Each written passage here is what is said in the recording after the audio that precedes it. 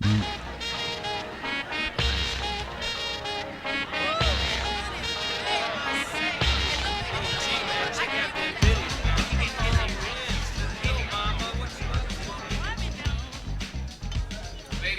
what would you like? I'll have a cream soda. I'll have the fresh strawberries. Oh, I'm dying for something sweet.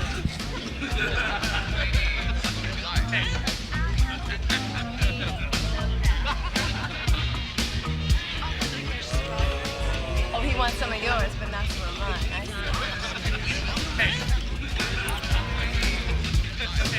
This is the final warning call on the express train Minneapolis, now on track 26. Oh, he wants some of yours, but not some of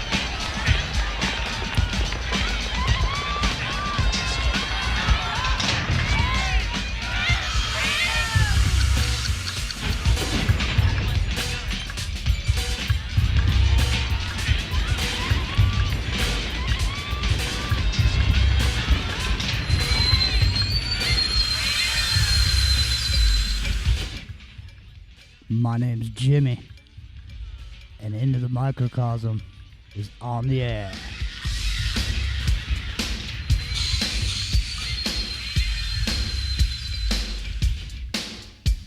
My name's Jimmy, and Into the Microcosm on the air.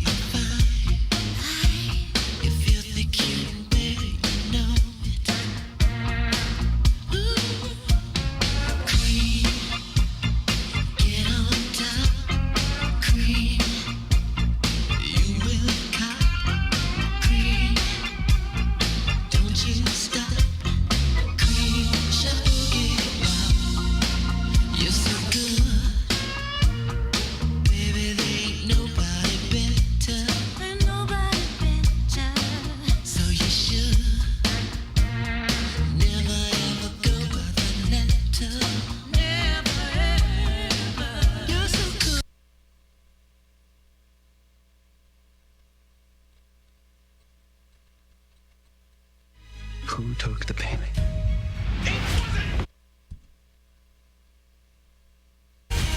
Rated R.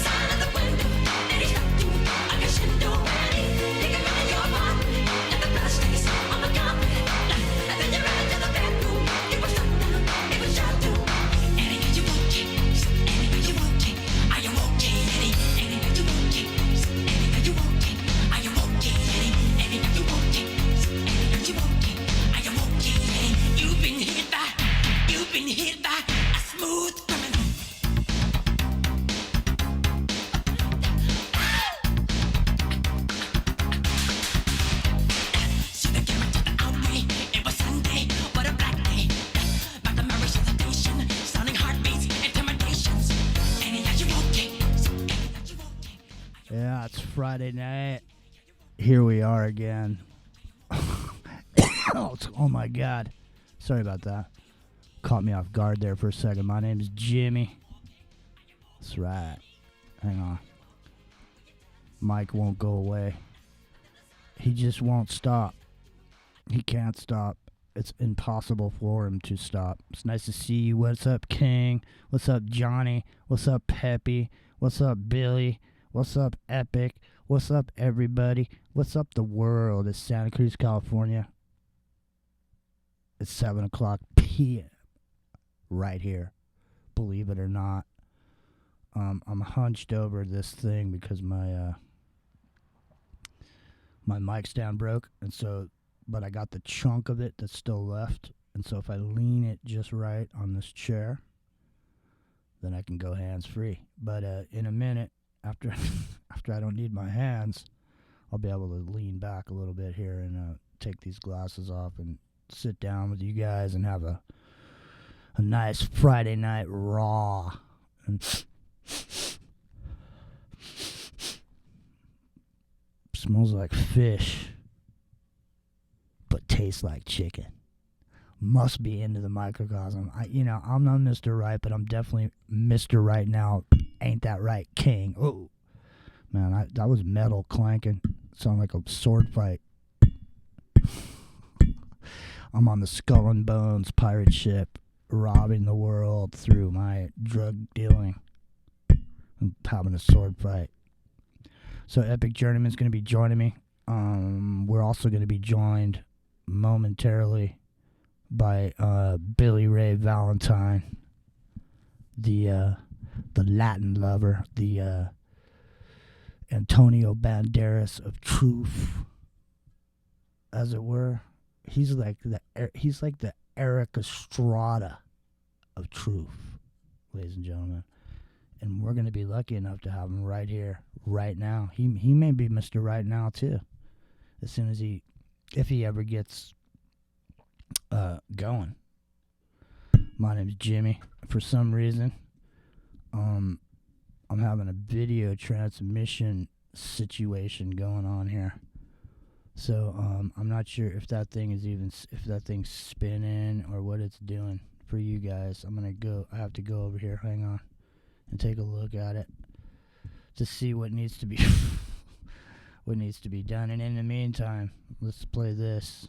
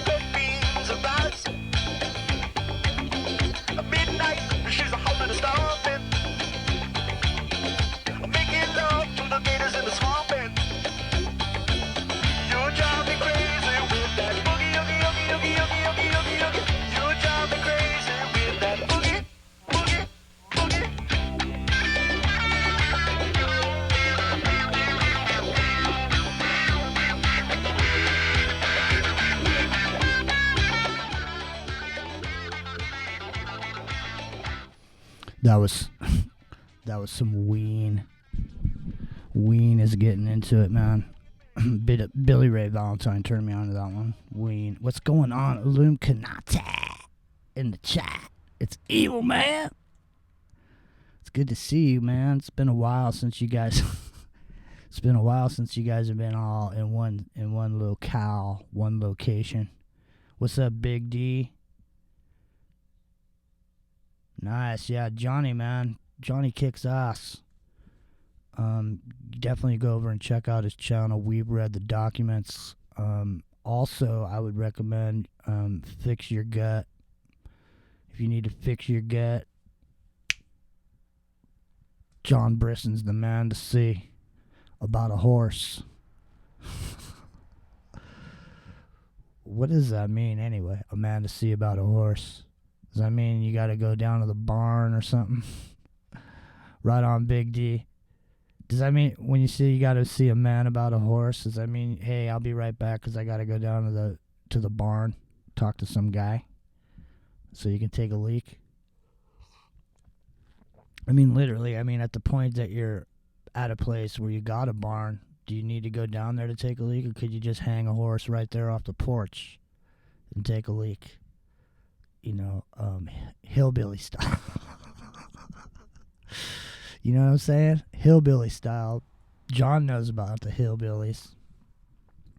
John's been trying to talk about the hillbillies recently, I know. It's tough. Yeah, Josh Reeves, man. He's a great broadcaster. You can tell. I mean, literally, in truth broadcasting, Asheville. Yeah, I almost moved to Asheville. Don't get me started. I'll tell you a story about it. We'll be here for the next 2 hours. And I did just make a fresh pot of coffee, so we could definitely be here for 2 hours telling you that story. But luckily for me, when I got to Texas, I said, nope. And I came back. Yeah, so I guess on the new show, they got all kinds of phone lines and stuff over there, so we'll be able to take calls. And that's going to be happening next week, starting next Friday. And Epic's going to be popping in. I don't know if John's going to pop in. I see him. I don't know if John's just being polite, showing up in the chat, just to help support a brother. Or if he's up and running. John, if you're up and running, definitely join us, man. We're definitely happy to have you. And so I let Brandy know. And she knows, so Brandy's going to be with us next Friday night. And I know John's going to be there, and Epic's going to be there, and Billy's going to be there, and Charlie Robinson may be there. And I'm going to try to talk. I got a message out to Leo Zagami, see if he can stop by.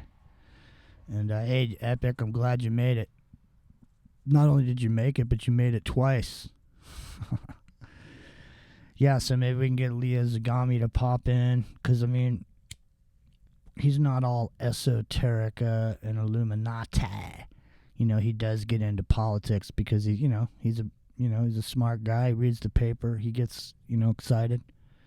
And, Leo's really good, man.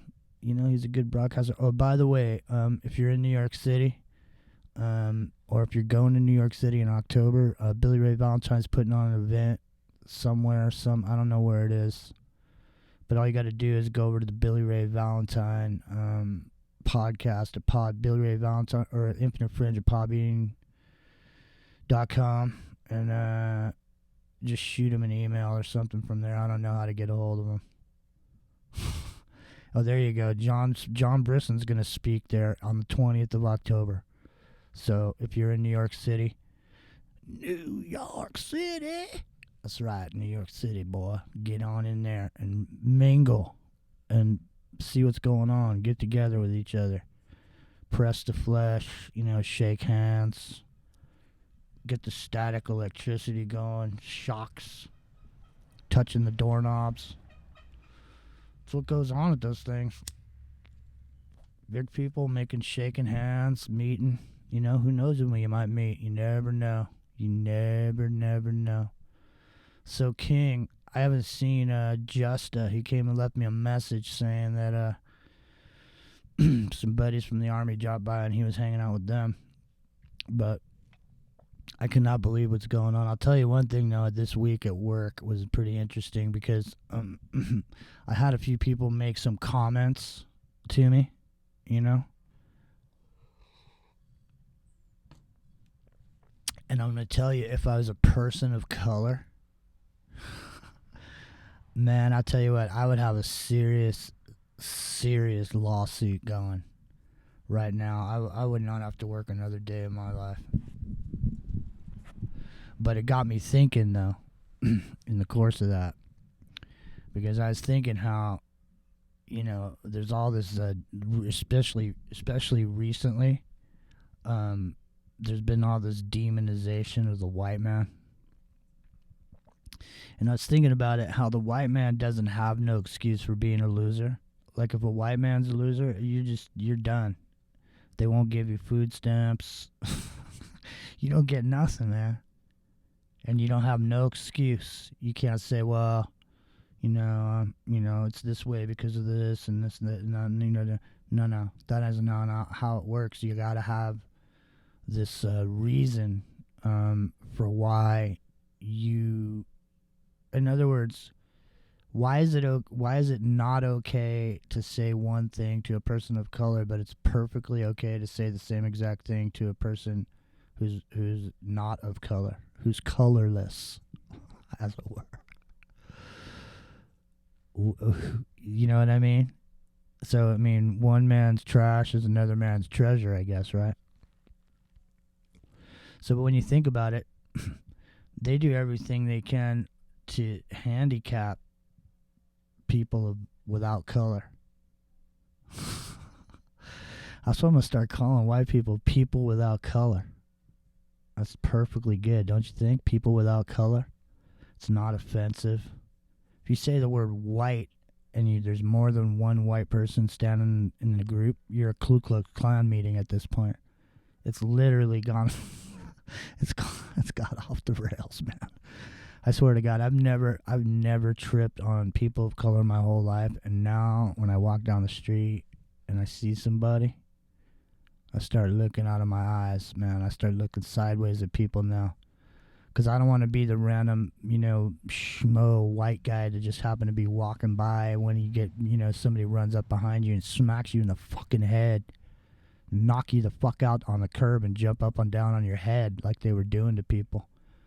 It's it's getting harsh, man. I don't know what's going to happen.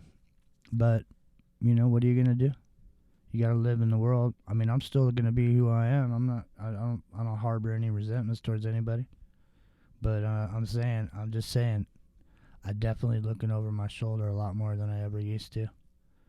And it's funny because, they said when Obama was in there how racism was going to be diminished because a black man finally made it into the White House. But it turns out that it was totally the opposite of that.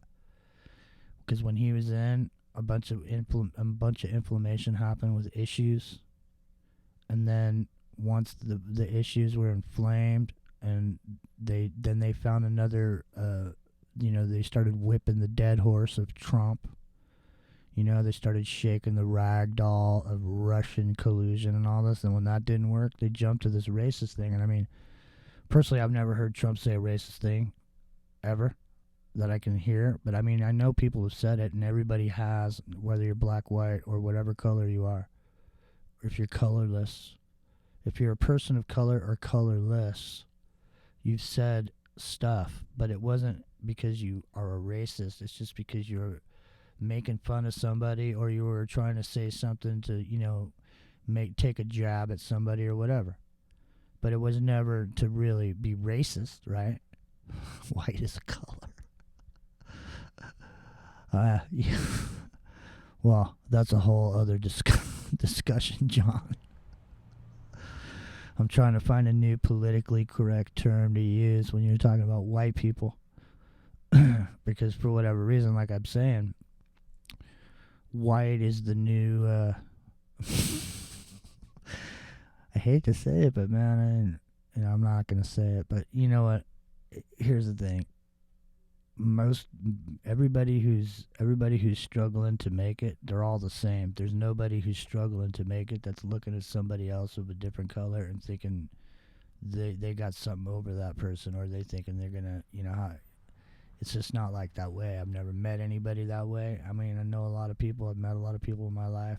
Out of all those people, maybe I've seen maybe 2 or 3, just real racist people, and they're not even that they were racist. They're just closed-minded and brought up in an environment where it's like that. I mean, if you're on the East Coast, man, everybody says stuff about each other. That's the way it is growing up. And everybody lives in their neighborhoods, and then, it's just, it's kind of like it used to be, but it's still like that. There's neighborhoods, you're in this neighborhood, one thing's one way, and you go in that neighborhood, it's a totally different way, Prejudice is different than racism. It is, John? No. Really? Well, John, why don't you come on and how about you meet me over there in the green room and Skype, and you can come on and we can talk about it a little bit, John. Here, I'll move the couch in here and you can talk to old Jimmy.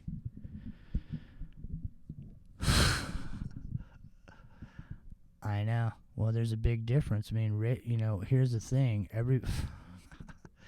Everybody, listen, even before there was any Ku Klux Klan or anything, if you were in a tribe and you saw another tribe, you would notice that tribe. And that's basically your ability to disseminate one thing from another, your ability to see different races in a group of people does not make you a hater. But if you use your personal discrimination against a certain group of people, and you use your discrimination against those people, in other words, you find all the different things wrong with them and reasons why you don't give them a job. Whereas if you're a person without color and you come in, you supposedly get some special treatment where they don't use their own personal discrimination when they're trying to figure out who to hire, and they just go willy-nilly. It doesn't matter because you're a person without color. So come on in. Doesn't matter. We trust you just based on your color or your lack of it. It's storming. I know it's storming. Everybody's got something to do. It's all right, man. It's okay. I'm not shy. I'm not embarrassed. We can sit here and have a cup of coffee together. This is my coffee cup. What happened to Peppy? Did she leave? Did everybody leave? Is it just me? Was it something I said? I'm just kidding. Just kidding, yeah. So it's going crazy, man. The world has literally gone off the rails at this point. And Epic's in the green room. What's up, Big D? I know that's how it is too. Yeah, man. I mean, in the 70s and 80s, man, everybody was cool with each other. Everybody used to joke with each other and talk and stuff and laugh at each other's stereotypes. People make jokes about the stereotypes of each other's races. It was no biggie. But now everybody's so serious. Everybody's gotten weaponized from being on Facebook. So you just make a comment and people got these sassy remarks to make. The sassy remarks, say some shit. People have been so organized into these hit groups that just wait for somebody to say something that they don't like. But my name is Jimmy. It's Into the Microcosm. I just want to say, we're going to be at Revolution Radio starting next week on Friday night, 10 p.m. Pacific. And it should be a good thing. Especially next week, we're going to try to have a bunch of people stop by and say howdy, so who knows what will happen, because conversations run deep. Some of the conversations we have off the air are better shows than the shows that are on the air on some respect. And it's not because we don't say anything when we're on there. It's just that we just happen to have an interesting conversation while we're all talking together on the phone. John. The hillbillies, John. Those are the hillbillies. That's funny. John's got a deep subject. Not is it only deep, but it's also wide. It's also wide, man, John. It's the hill. The woods are wide and also deep, and I've got many miles to go before I sleep. Sleep. Sleep. Sleep. No, I'm just kidding. Don't sleep. We're getting so deep, I'll put your ass to sleep. Hold on. See if I can dig in the green room and find the epic Journeyman. One more time. There's the chats for you guys. While I go see if... Let me go see if John is around, or Epic's around. I don't know where the hell he's be. Where's my Skype window? Oh, there it is. Alright. There's Billy Ray. Oh, Epic. He's ready. Maybe he's ready. Let's see. Is he ready? He says he's ready in 10, but I don't see him in there. He doesn't look ready at this point, so at that point, we don't have to worry about it. My name's Jimmy. It's in the microcosm. So like I was saying, yeah, next Friday night is our first show over on Revolution Radio. So Charlie Robinson's probably going to stop by. John Brisson's going to be there. Billy Ray Valentine's going to stop in. Epic Journeyman's going to be there. I'm going to be there. Maybe Leo Zagami's going to be there. I don't know. I might be able to get a couple people to stop by. So we only got 2 hours, so we'll see. We'll see. You know, yeah. That's funny, John. The mountains. Oh, man. You know, I don't even know what happened to him. He was over there at True Frequency Radio, and I'm not sure what happened. He was doing a show over there, and then I heard he was going over to GCN, and then the next thing I knew, he was over there. I think I don't know if he's over there, just 'cause I simply don't go there to listen. So if he was over there, I wouldn't even know it. Oh, the money bombs? Yeah, so it was funny. Yeah, it was funny because they're over there, and you know, this riot thing was supposed to happen last week over in what do you call it? Oh man, I hit the wrong button there. Let me force quit that. Let me go get the green. The green room is empty now because I'm going to get the epic Journeyman. Here he comes, ladies and gentlemen. Straight out of the virtual reality, he is surfing the square wave into the third dimension. Epic, how are you, man? I'm good. I made it out the Matrix. Hold on, let me get you some volume. All right, there you go. Sorry about that. The Matrix is still holding me back? All right, good. I gotta turn off this light because it is unfortunately not going to be good for the video presentation. But at the same time, I got noise on the line, and I'm pretty sure that's what it is. So now there's no light. Here I'll have to lean back, way back. How far are you going back? I'm leaning way back, Epic. I am now in my chair, and I am leaning back. Man, this might not be a bad way to do a show. Hang on a second here. Hold on, buddy. Oh, yeah. Whew, I just put my feet up. I'm liking this, Epic. This might be a better way to do this. Yeah. I like There's it. a guy, there's a minister guy who, I can't think of the name of the show. I wish I could right now. It's a pretty popular YouTube channel. But he comes on as a guest all the time. That's exactly what he does. He leans back in the chair. He's got his feet kicked up. He's an older guy, you know. And I'm sure John knows who I'm talking about. When he comes on, he can tell me the name of it. But yeah, he's like a guest. He's on a lot on that show, and yeah, he exactly does that. I'm liking this, man. This might be a whole new Jimmy. I might have to get myself a hat. You need a pipe, you know. I got a pipe. Don't worry about that. Oh, yeah, right. You need the right kind of pipe. I got the mic. And maybe a book to open up, you know. Just a phone book. You can pretend it's the Bible if you want to. Like that guy. You ever see this guy called the Ministry of Truth? Ministry of Truth. It's this guy. There's all these fancy effects behind him. He stands up in this Reverend Ike suit, and he has a phone book in his hand. I swear it's a phone book. He starts quoting scripture and like Ebonics. It's the most hilarious thing I've ever seen. And he pulls it off totally serious. You gotta check it out, man. All right. Well, I turned off this fluorescent light,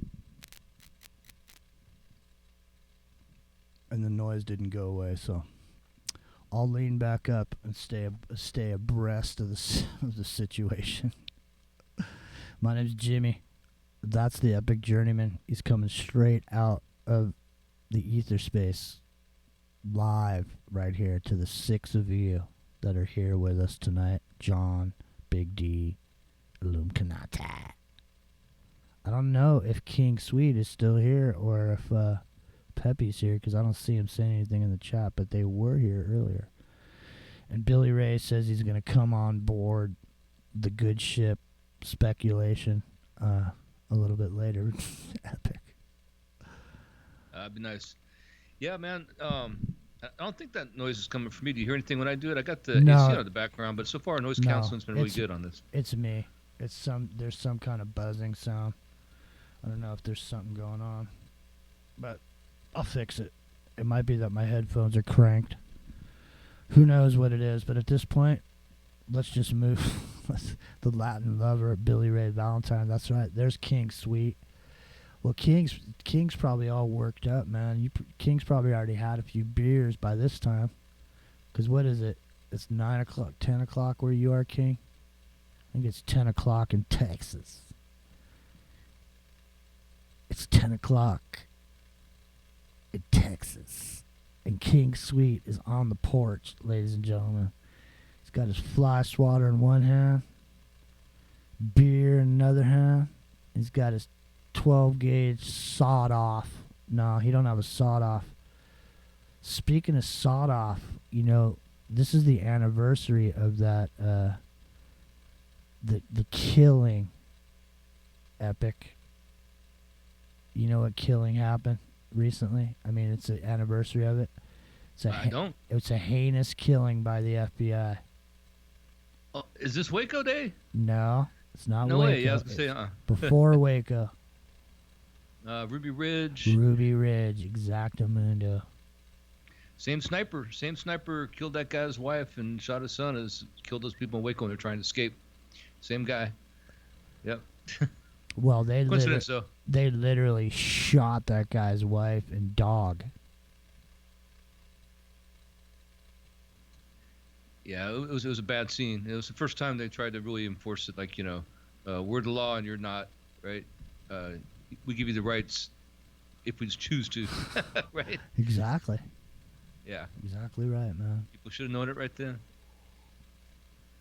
That was wasn't that the beginning of it, though? I mean, that was really the beginning of it, and then after that, you saw the same kind of shit happen with every single one of those kind of standoff situations that happened. It ended up like that, you know. Ed and Elaine Brown, they ended up in prison. Anybody who fought the IRS, they ended up dead or in prison, man. Look at Ed and Elaine Brown. Look at Bill Cooper. Okay, he wasn't paying, you know, he said, fuck, I ain't paying taxes. And look at the people that they do. Like they go after these actors or whatever for not paying taxes. And they use those guys, because they're in pop culture, they use those guys as the ragdoll to shake in front of the public to say, see, they even go after, what was that black dude that was it? What was yeah, always bet on black. Yeah. What was that black dude that was in White Man Can't Jump? That was his line from the previews. Remember? I'm trying to think of his name. Yeah, the guy from Demolition Man, and that was the name of that movie. I forget what it was, but not Roulette. Something he like that. He was like the working. Yeah. He was the working man's Denzel Washington. he was in Blade. He was in Blade, right? Yeah, he's the one that really got hit hard. And then Willie Nelson, you know. For all the girls, what? I gotta pay what? Yeah, Wesley. Take his guitar, right? Wesley Snipes, exactly, John. Fucking Wesley Snipes. Man, I've played that thing. I should play it right now. I should play Black Acting School, the skit from oh man, what's the name of that movie? Hollywood Shuffle. You know about the Hollywood Shuffle, Epic? I do. That's the best part of the movie. That skit, actually. That's really good. That's one of the best parts, man. Sneaking into the movies is pretty good, too. that's really good because the movies that they play, there's one where they get it's like these killer pimps, and there's all these hoes and they're running down the street and they're screaming and stuff, and one girl goes, what's going on? They're coming, and you hear this music, and then there's this whole group of pimps that are all pimp walking and limping and dragging their legs real slow, but they're walking in a group and shit. It's fucking fun. That reminds me, I hate to interrupt, but I got to get this in there, man. I was working, I lived in Vegas a long time, and I moved in 2000, and I went back for a job in 2002 at the federal building there. And driving through downtown Las Vegas to go there, I just happened to be there the week that the pimp convention was going on. They literally have a pimp convention. It was just like that, dude. You had the guys walking out dressed up, to the tilt with the purple velvet suits and the hats, Leroy Brown outfit, the whole 9 yards. It was awesome, and I ended up stuck in traffic next to one of those guys. He's in the car with the window down, looking at him. He's looking at me, we're kind of laughing at each other because he's on his way, right? But yeah, that's no joke. They have a pimp convention in Las Vegas, or did anyway in 2002. I don't know if they still do. It makes me think of that South Park episode, my bottom bitch with Butters, Yeah, it's funny, man. Yeah, so I mean, there's all kinds of stuff going on. How you feeling? You pretty excited about the new show over at Revolution? Well, it's gonna be Revolution for sure. Yeah, we'll dig out some content for sure. Get on that. People haven't heard before, hopefully. Or if they have heard it, they haven't heard it this way. Well, it's funny. Fun. It's really funny today. I was talking to Charlie Robinson. I was, talking on the phone, and I said to him, I started telling him about some of the stuff that we, had put together, and some of the stuff that you had put together on the SRI thing, and I was telling him about what we had found, and he's like, oh yeah, I heard this Corbett report about SRI, blah blah blah, and I was like, yeah, man, that's because the Corbett report listened to our show on that shit, and he kind of laughed a little bit, but I could tell in the laugh in his voice that he didn't believe it. In other words, he was like, yeah, right, dude, I'm sure Corbett report. But it's totally funny how, we didn't get no press on that when we did those shows, but I mean, dude, you dropped some heavy shit. You should have heard. I was talking to Carl Street the other day on the phone, and I started telling him some of the stuff that you put together once I started talking about Bear, and you and I had, we were just kind of talking back and forth. We really weren't doing anything on it. We weren't like researching anything. We're just kind of talking. And I just mentioned Bear and Stanford, and then you like all of a sudden rattled off all this stuff, and all of a sudden we found all these connections, and Carl was really very, very interested in what we found. I mean, he was really he wanted to know more about the connections to Bear, and I said, look, dude, it's been like a few months since we did those shows, and it's like you spouted off so many different connections on those shows that there's no way I could have tried to repeat. Well, and there's new ones since too. Bear, old Owsley, Bear Stanley, him and Timothy Leary shared time at Terminal Island with Charlie Manson. So Timothy Leary was in the cell next door to Charlie Manson. Now Stanley went there later. The Bear went there afterwards, but the fact that they all just happened to go to Terminal Island is a pretty interesting connection too. I mean, think about that. What are the odds of that, right? What really was going on at Terminal Island? We could do a whole thing digging into that a little bit more. Some of the people who went through there. In fact, the guy who started the Chinese rocket program, he wasn't really a dissident. He was an American citizen, a patriot. They threw him in there because they didn't like what he was. He wasn't patriotic enough, I guess, right? And so they throw him in there. And then when he gets out, he immediately, just takes off to China, and he got their rocket program off the ground and that's why they have a space program and they have ballistic missiles, because we let that guy go. That guy was, a couple cells down from Charlie Manson later on, but not the same cell. But still, it's interesting thing. So how is it that this particular place, Terminal Island, has so many people that if you needed to be programmed, it's like, the Scientology has that cruise ship you never want to get sent to. That there's a re-education cruise ship, right? You go out there and swab the decks and get locked on there, right, for however many months until you get back with the program over on Hubbard's gig. Well, isn't that what Terminal Island is? It really looks like it. I mean, that's something I think we should follow up on. Yeah, Just something to definitely. throw at you. Definitely want to follow up on that. And I'm starting to get, yeah, John, I want to second that, John. And I want to second that, King. King says he goes over to Revolution Radio and they got some good shows over there. And they do have some good shows over there, man. That's right. 100%. And everybody's got really, I mean, they got some talented broadcasters over there, man. I'm not bullshitting. At first, I wasn't sure what it was going to be like over there, but I spent, quite a few hours listening to the station, man. A and B. And I like a lot of it. To be honest, I didn't hear really anybody that I didn't like. I mean, everybody was good, and I actually learned some stuff on a few shows, which is really good, man. So I I feel privileged to be on there. I'm glad they invited us, man, to be on, and well, I'm looking forward to it. But hey, I was gonna tell you, Epic. I'm telling you right now, man, that you know how I am. I get a scent on something, man. I just have a sense of something, and I'm gonna tell you right now. I think there's some big connections between Bill Graham and the Bill Graham Presents operation, because he was super tied in with the dead. He was a fugitive when I was a little boy in Palo Alto. He was hiding out at a hippie's house down the street from where I lived that was friends with my mom. So he has a shady past. Okay, the dead, basically the Warlocks, they were out of Palo Alto area, which is right next to Stanford. I mean, I used to sneak, me and all my buddies, we used to play in Stanford Stadium as boys, and we knew how to sneak in there.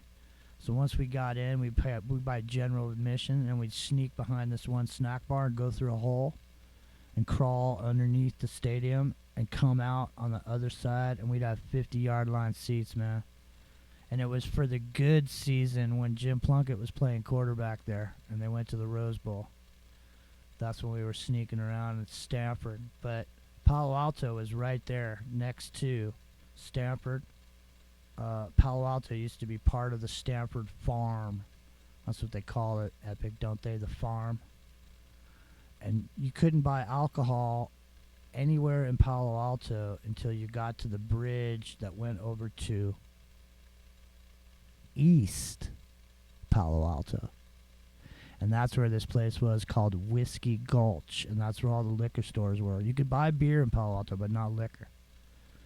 And so everybody would go over the bridge to buy their liquor, but that also happened to be the black neighborhood, and that's where you bought all your drugs or, whatever you're looking for, you can find down there on the other side of the bridge of it. But anyway, point is, Bill Graham, okay, he had Fillmore East, Fillmore West, okay, all those bands, The Dead, Santana.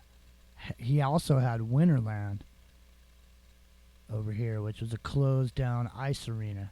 And that's really where he got his big, because you can go on YouTube right now and just go search, name any band out of the late 60s going into the 70s, name them, and there's a live show from Winterland show. You ever looked into Bill Graham? I looked into him a little bit, actually. So the Winterland thing, I know Jimi Hendrix played there, right? It was one of the guys who played there. Yeah. But the thing is, the Fillmore, the story behind that, there's suspicious things about how he acquired the rights to that theater, because he was a street actor. He was one of those guerrilla troops you were talking about earlier in some of our episodes, where the guys who would threaten to go do all this stuff in the street, if they didn't get paid or didn't change, the culture by, what their actions were. They were the first guerrilla, or what they call photobomb kind of troop. They had real plays. They perform in the street, but he was one of those guys, and he hooked up with the guy who owns the Fillmore, and I'm trying to think of that guy's name, but that guy and him became friends, and that guy died under mysterious circumstances, and suddenly he's in charge of the Fillmore, but they couldn't find the paperwork that showed that he actually, signed it over while he was alive, basically, right? That was like the scandal. People were saying, "How'd you get that, man?" But it flew. And I'm not saying he did anything shady to the guy himself. It's just the way that he sprung into play to be the promoter at that place is trippy, because it was strictly you're talking about being in the neighborhood, in the it's equivalent of the Apollo in a way, the Fillmore at that time. So it was a lot of like almost like Motown kind of things and stuff, jazz and stuff being played there. And then he came in there and then brought all these acts in, that became the hippie kind of rock and rollers that we know, from that era, the '60s, Jefferson Airplane and Grateful Dead and all those people. Yeah, it's pretty. I said to look into him, but the interesting thing is how he acquired the theater. Here's why it's important though, man, is because he's one of these. He's like a cog in the wheel that people wouldn't necessarily even look at. Because you wouldn't even think, why would he be part of this machine? People are probably thinking, or that's what people are gonna be thinking. It's like, what the fuck does Bill Graham have anything to do with the machine? Well, think about it, because he was a promoter. He promoted shows. That's what he did, and he was the one responsible for putting the music out there for public consumption that's been played over the radio. So he's definitely part of the system, there's no question. And I mean, he used to put these shows together like for example, because I mean, the bands that came out of here and the ownership of those bands and who owns those bands and why did those bands end up becoming as big as they did. Because I mean, tell you, some of the bands that came out of the Bay Area, they turned into superstars literally overnight.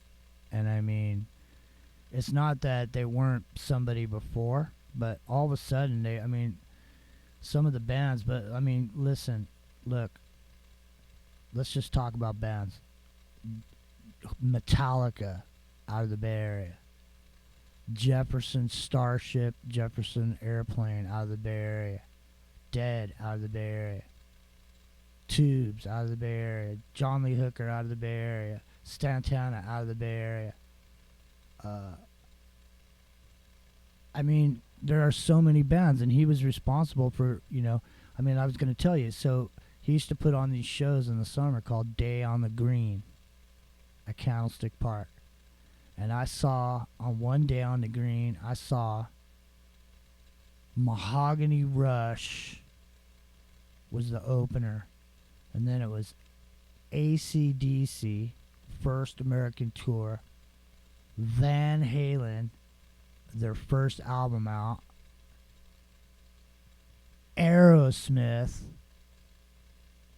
and Ted Nugent was the headliner. No, Aerosmith was the headliner and Foreigner was in there.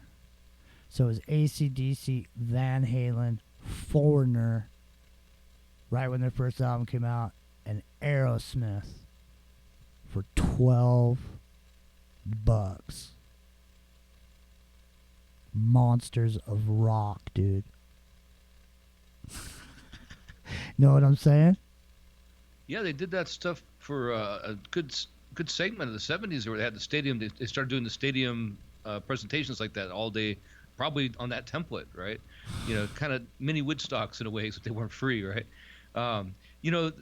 Big D Productions is asking the chat if Revolution Radio is on car radio or computer. Yeah, it's on 93.3 Miami, right? So I think you got to do it if you're outside of Miami. You got to get it on, podcast or something. I'm not sure though. Do you know, Jimmy? Yeah, you can play it like if you got a phone.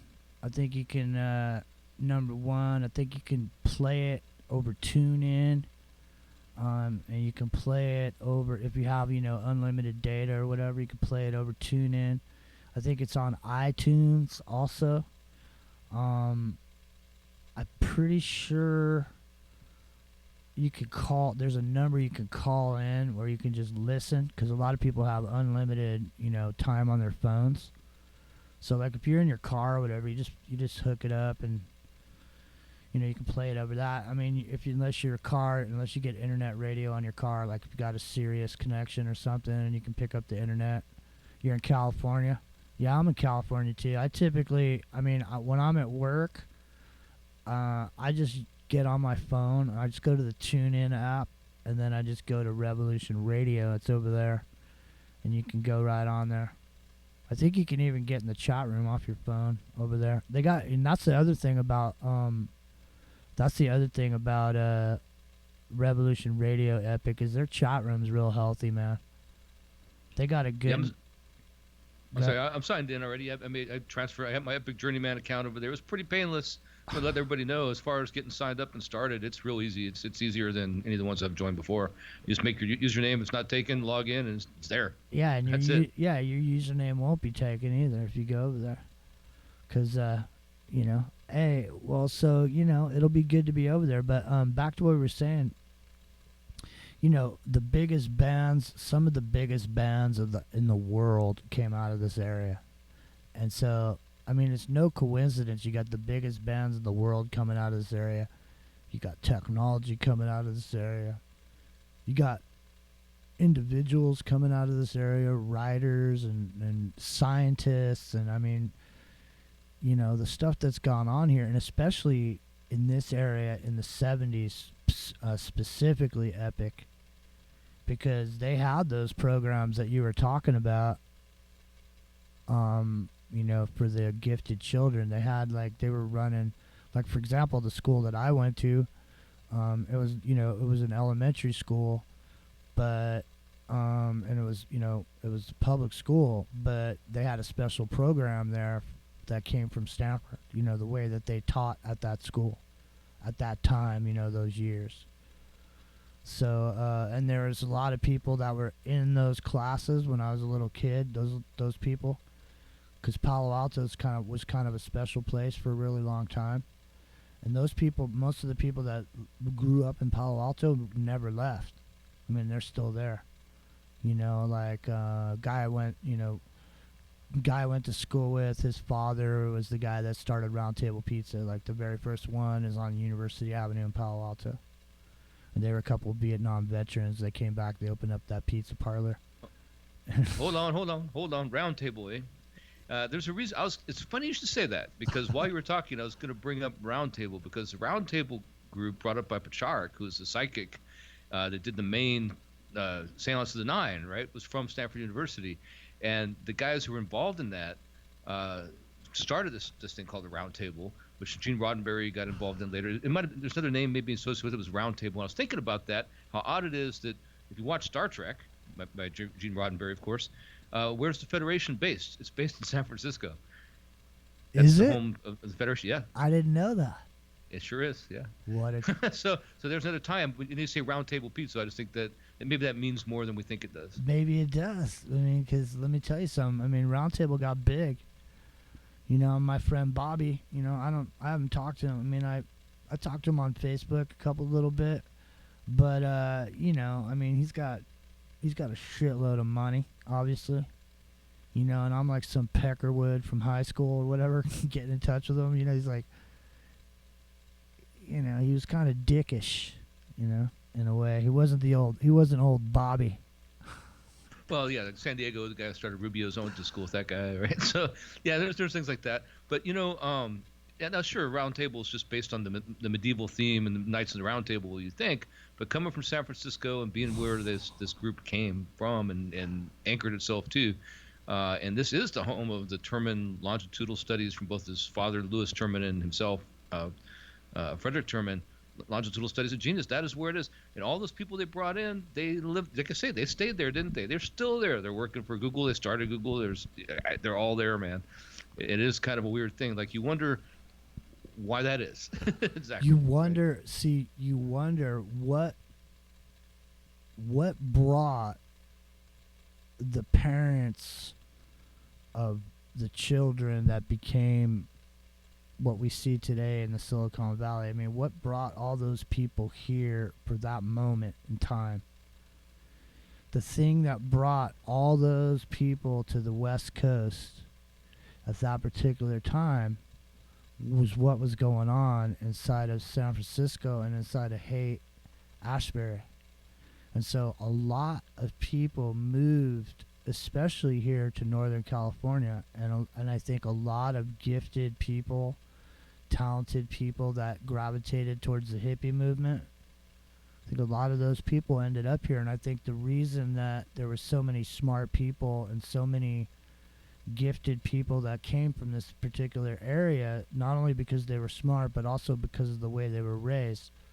Because, for example, like I was telling you, I lived here in this town when I was a boy, and I still have dreams about what it was like. I wish I could go back to that time right now, man.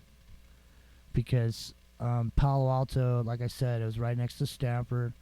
So all the houses there were old Victorian houses. And at the time, you could rent one of these old Victorian houses for almost nothing, man. Seriously, we had the whole third floor of a giant Victorian mansion. We had the third floor, the whole thing, and we were paying like $300 a month or something. So all these people that lived in Palo Alto, man, all the children that went to that school and just the way that it was, it's just like, man, you were all over the neighborhoods and you cruised all over, and you're in these, when I say giant houses, I just mean, imagine a really nice farmhouse. I mean, there's smaller houses around, those are for the workers, but imagine the giant Victorian type house that they would build on a farm, around Palo Alto in the 1800s or whatever. So there was a lot of people that gravitated towards Palo Alto, and that's why it was so special. And so who knows why, but I mean, I've had this discussion with my buddy, who's also he's a really super talented guitar player. And his mom brought him here, and I met him in high school, you know what I mean? So, I mean, what makes people go to a certain place, Epic? I mean, I know there's, let's talk about this a little bit, because there's a certain vibration that happens in certain places, right, man? I mean, Yeah, and there is. Sorry, I don't want to step on you. No, go ahead, because I want to talk about this a little bit, because I think that's part of the reason why people gravitate specifically to the Bay Area and San Francisco area. Well, yeah, we were talking about some of these places that are like sacred sites or whatever they are. They're there for a reason. These are things that, whether they be on ley lines or something like that or whatever it is, they have some kind of significance. Like, why is it that Michael Aquino was doing his stuff at Lair, right there at the Presidio, and when that park was made and they sold off that property, that very location is the home of Industrial Light and Magic, George Lucas's special effects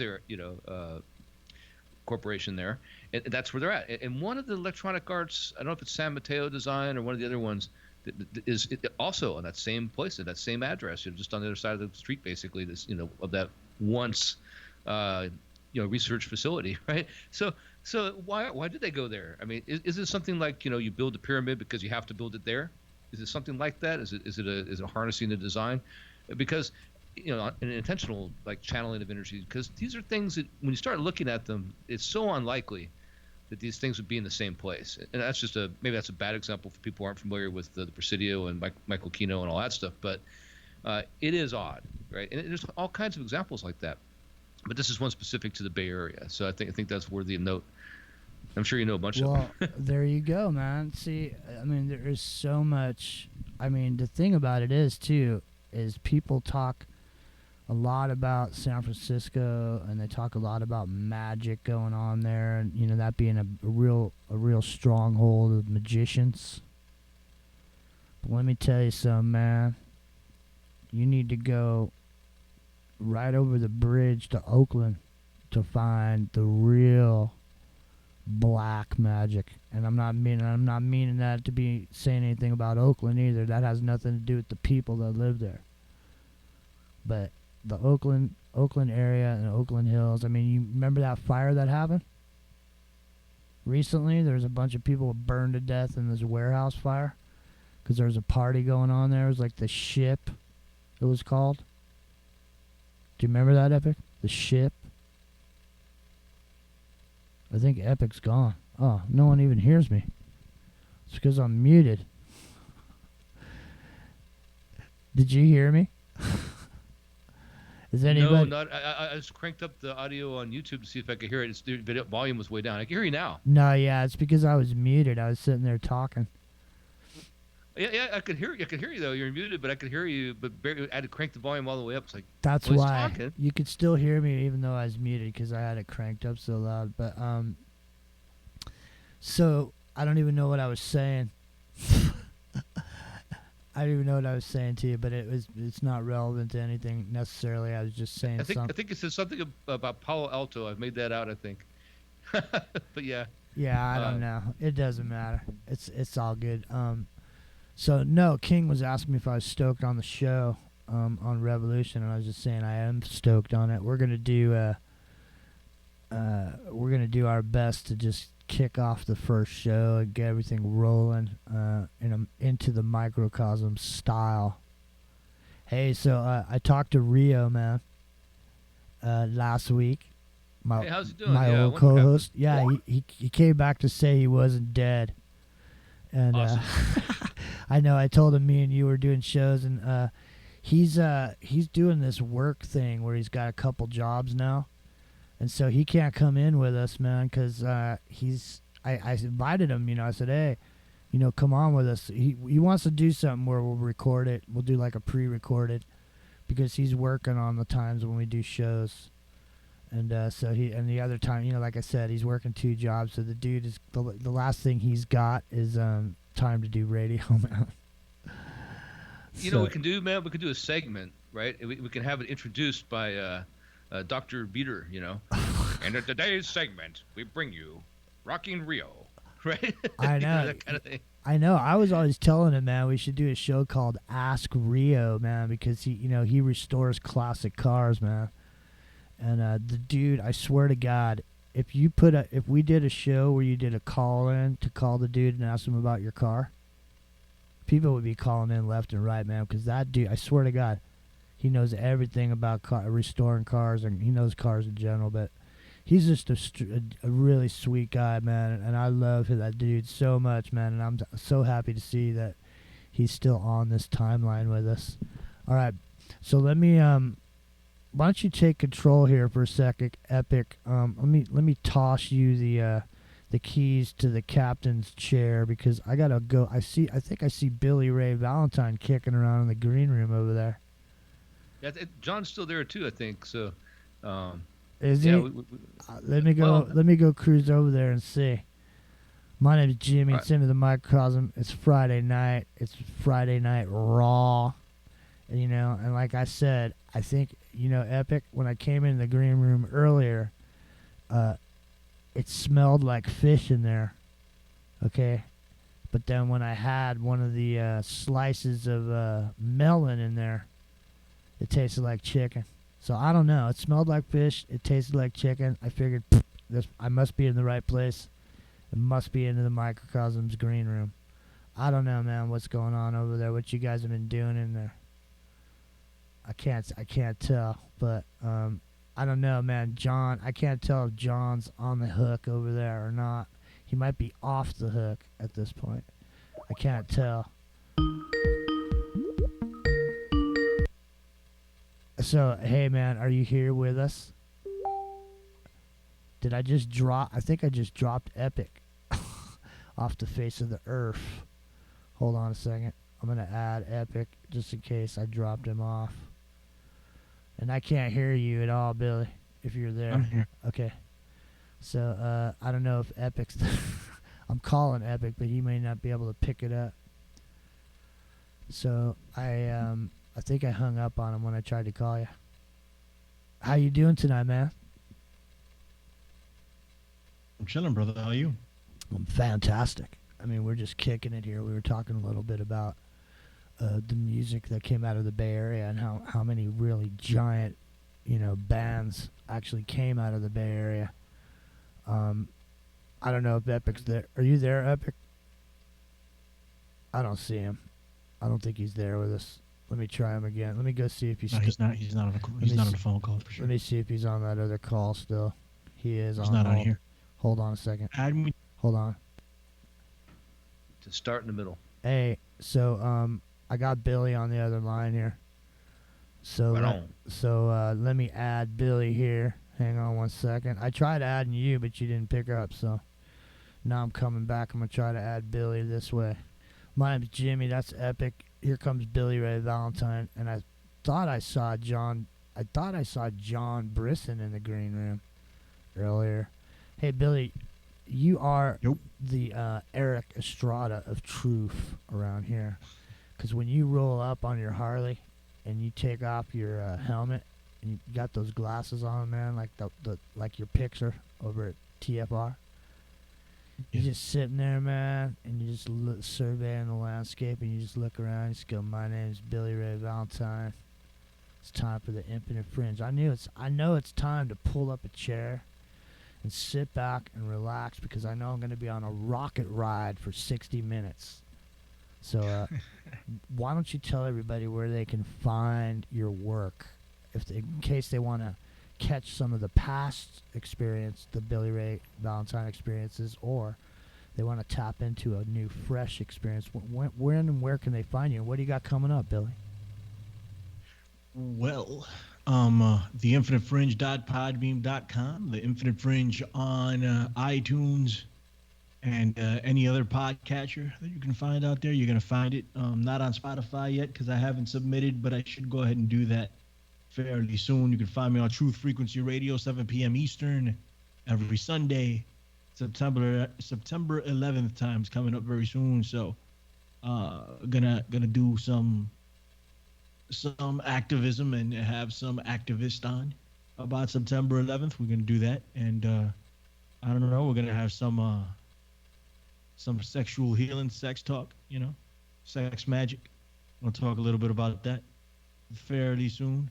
And the Shroud of Turin also this Sunday. So we got a lot of stuff going on. So what do you mean? It's all over what the do you map, mean? all over the map. What do you mean fairly soon? I thought you were gonna have. Weren't you gonna have that fantastic woman on your show this Sunday? 2 weeks. 2 weeks? Yeah, 2 weeks. Shroud of Turin this week. You're trying to pull a fast one on old Jimmy, man. I know I'm Oh, old. man. I know I'm old, man, but I'm not that old. I'm old, but I wasn't born yesterday. No, you're confusing it. I was supposed to have her on last week, and I didn't go on the air last week. And I already had somebody scheduled for this week, so I had to bump her. Oh man, And I had to bump Salamo also. Now, I have to get Salamo back on. And it just so happens that I'm not invited on the Shroud of Turin show, huh? You want to come on a Shroud of Turin? You're more than welcome, buddy. Always invited. I'm just fucking with you, man. You can. You know what's great about the Shroud of Turin? What's When that? you're done with that show, you can say that's a wrap. And you can also Epic, what's up, buddy? Just hanging in there, man. I was listening to that. I'm like, oh yeah, you gotta get that in there. Yeah, you definitely. But you know what's funny too, man? It's like the Shroud of Turin. When you get that on that show, since I'm not going to be on the couch, when you go on that show, make sure you bring up the fact that the blood that they found was Rh negative, man. Yeah, this guy I'm having on is supposed to be some type of scholar, a monk. So I'm definitely gonna ask him all those questions. I've heard about that. Oh man. Well, it's too bad, man. That's too bad, but I get it. No, I get it. You get what? You come on if you want, Jimmy. You pulled the old Said you couldn't. switcheroo on me, man. Yeah, man. Come on Hey, and ask him Jimmy, about Jimmy. the RH negative. Jimmy, Come on, Jimmy. You can come on all you want. No, it was like this, man. You pulled the because I'm old, man, and it's easy for the younger guys to kind of swing up on a brother, and pull a fast one on them.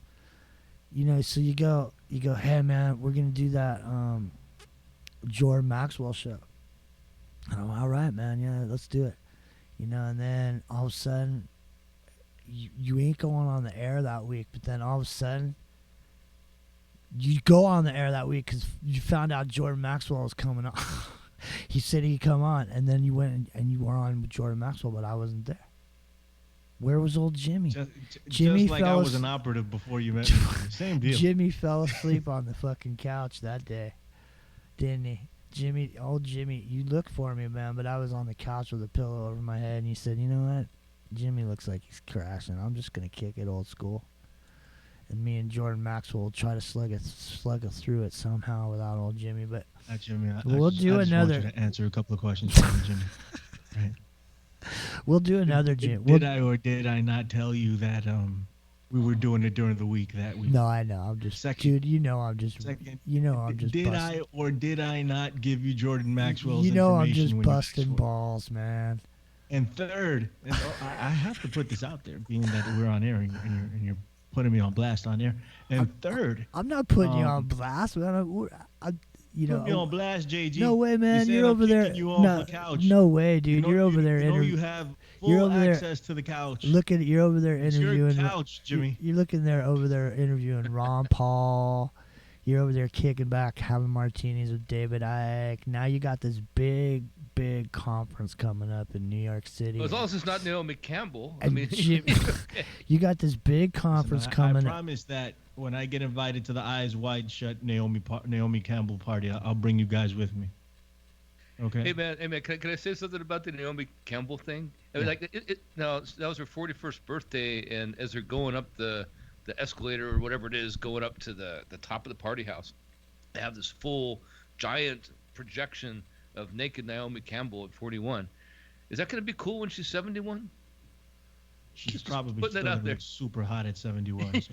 she might, right? Hey. Dumping all that blood and stuff. Who knows? Hey, all I know, man, is Billy Ray Valentine is smoothing up in ya like that band. What was the name of that band? Remember that song? Smooth up in ya. Bullet Boys. That was the name of that band. So you know what? I'm trying to cue up this song right here for the last 5 minutes, and it's been spinning for some reason. I think my computer is under someone's control at this point. At least for the last 3 or 4 hours, someone's got control of my computer. But hey, Billy, man, really exciting. So what's the guy's names coming on this? I was just breaking your balls, man. You know that, right? Yeah, man. I know you got full access to the French couch. I know. There's nobody who means more to me around here, man, than you do, and Epic, but you especially, bro. I just want to, I mean, you are a bro. You're a bro's bro. You're a man's man. You're a fucking. We gotta look out for each other. If we don't look out for each other, who's gonna look out for us? You're a Renaissance man. You're a man from way back in time. How far you gonna go back? I'm going way back. I'm going old school. I wouldn't go all that far, but. Well, listen. I'm trying to get the mamas and the papas to play because the reason being is I wanna make a point about that song. Now, it is a good song. It's an okay song, Billy. Wouldn't you agree? Mamas and the Papas, California Dreaming. All the leaves are brown. That's all I want. Right, exactly. Yeah. So what's the lyric in that song, right? That's the Mandela Effect, That's right. Go ahead. All the leaves. Okay, I don't know the Mandela Effect, so I'll be the perfect person. All right, and I'm about to play it. Perfect. So, you're gonna play it, Jimmy? I mean, I'm gonna play it. Hold on. Let me tell you what I think it is. So, what's is it in the initial verse? What is it? Where's the change? I went into a church. Hold on. Hold on. Okay, don't say it. All right. Hold on, man. Hold on. Don't do it. Let me see. What do I got to do to get rid of some of this? Listen, chat room, I got to exit out of here for a minute so I can close more windows.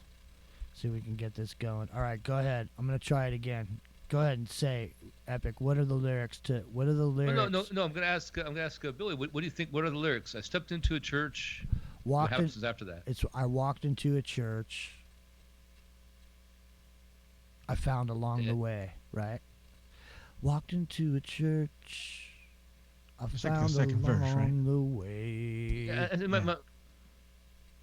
Go ahead. And I began. I fell down on my knees on, Billy, I began to pray. I'm not gonna get the second verse. I know the first verse. I'm not gonna get the second verse.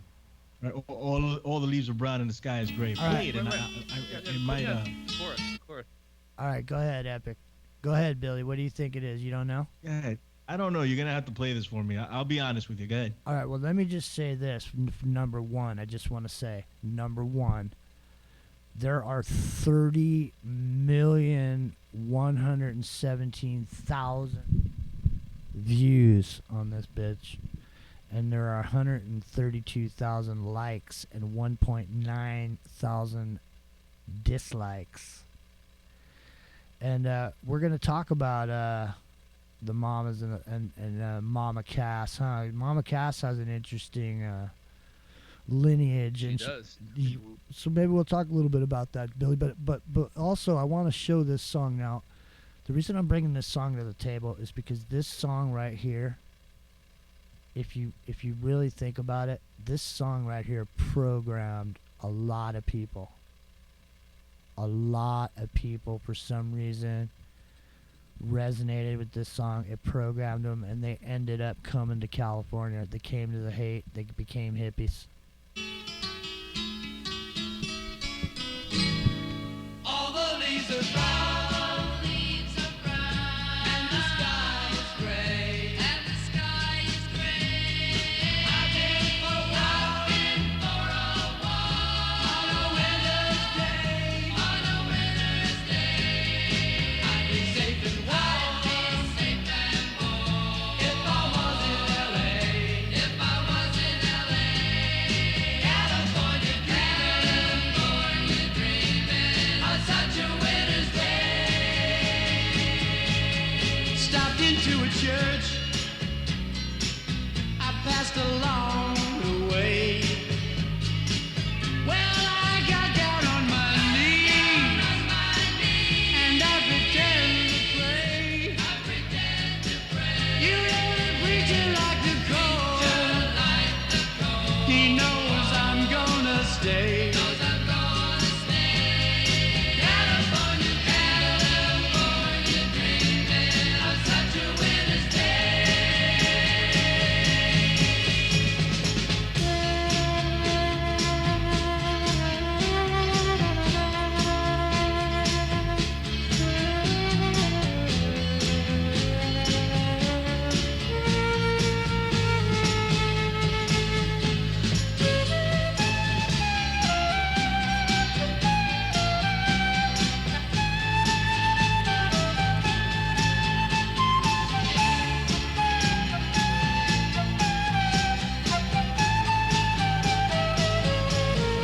All the leaves are brown, and the sky is gray, So did you catch it, Billy? That was the I got down on my knees and No. So I'm not gonna. I'm not a good example. I thought I would you're be a perfect, terrible but I'm example. not.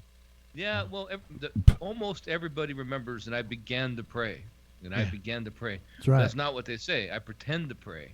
Oh. And I know, yeah, and I know that sounds like a minor thing, but it's not a minor thing because it's a huge difference. Not only the song, but what the song resonates and means to people in their consciousness. It's Nah, one I thing to get say it. I began to pray. It's another to say I pretend to pray. Nah, it And makes everybody true. remembers the other. it yeah.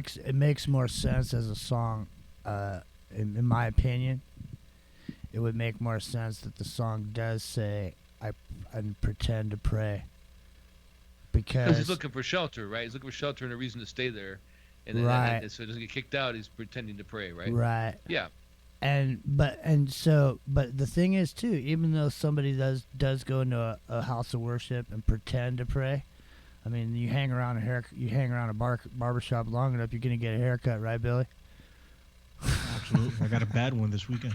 I mean, a day ago. I know that's why I brought it up, but no, but you know, The mustache overcomes, Billy. You're okay. mustache, Billy, were you out buying fake mustaches? That's why I couldn't pay you last week. Oh man, yeah. So seriously though, this song right here. I mean, I would say if you were gonna try to pick something out, that would be one. I would say "Go Ask Alice" is another one. But it's interesting. Are you going to San Francisco? Yeah, exactly. That's really the one. I think Epic. I think you're right. Here, hold on a second. What's that one called? San Francisco? Going to San Francisco? It's what the hell is that guy's name? From Atlantis and all that stuff. The one word Donovan? name. Donovan? Donovan. There you go. Nah, I that should ain't know. Donovan. Is it? Yep, it's Donovan. No. Yeah, 100%. Oh yeah, that's him. Get the. I would never think that was Donovan in a million years. Hold on a second. I'm gonna see if you're right.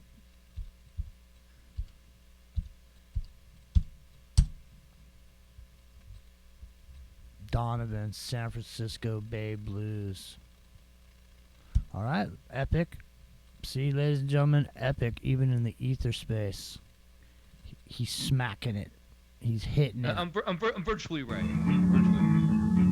I got the blues from my baby, let me by San Francisco Bay. No, That's not it though. that is not it. You are incorrect, sir. If we were Incorrect. Sir. if we were playing Willy Wonka. no, listen. Willy Wonka. If we were playing Pandora's Box, dude, I would have just went bang. Sorry, epic. I'm sorry, epic. Billy Ray Valentine, I'm coming I to still think you. it's Donovan. You're coming to you for the win. Who sang? If you're going to San Francisco. Who sang? No it? idea, bro. You don't Not know? even close.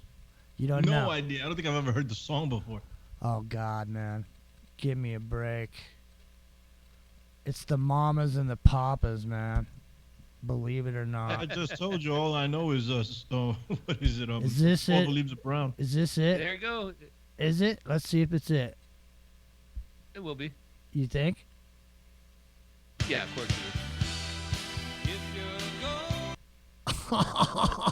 Mama Cass again, epic, huh? I know, right? Yeah. There you go. Hold 100%. on. Yeah.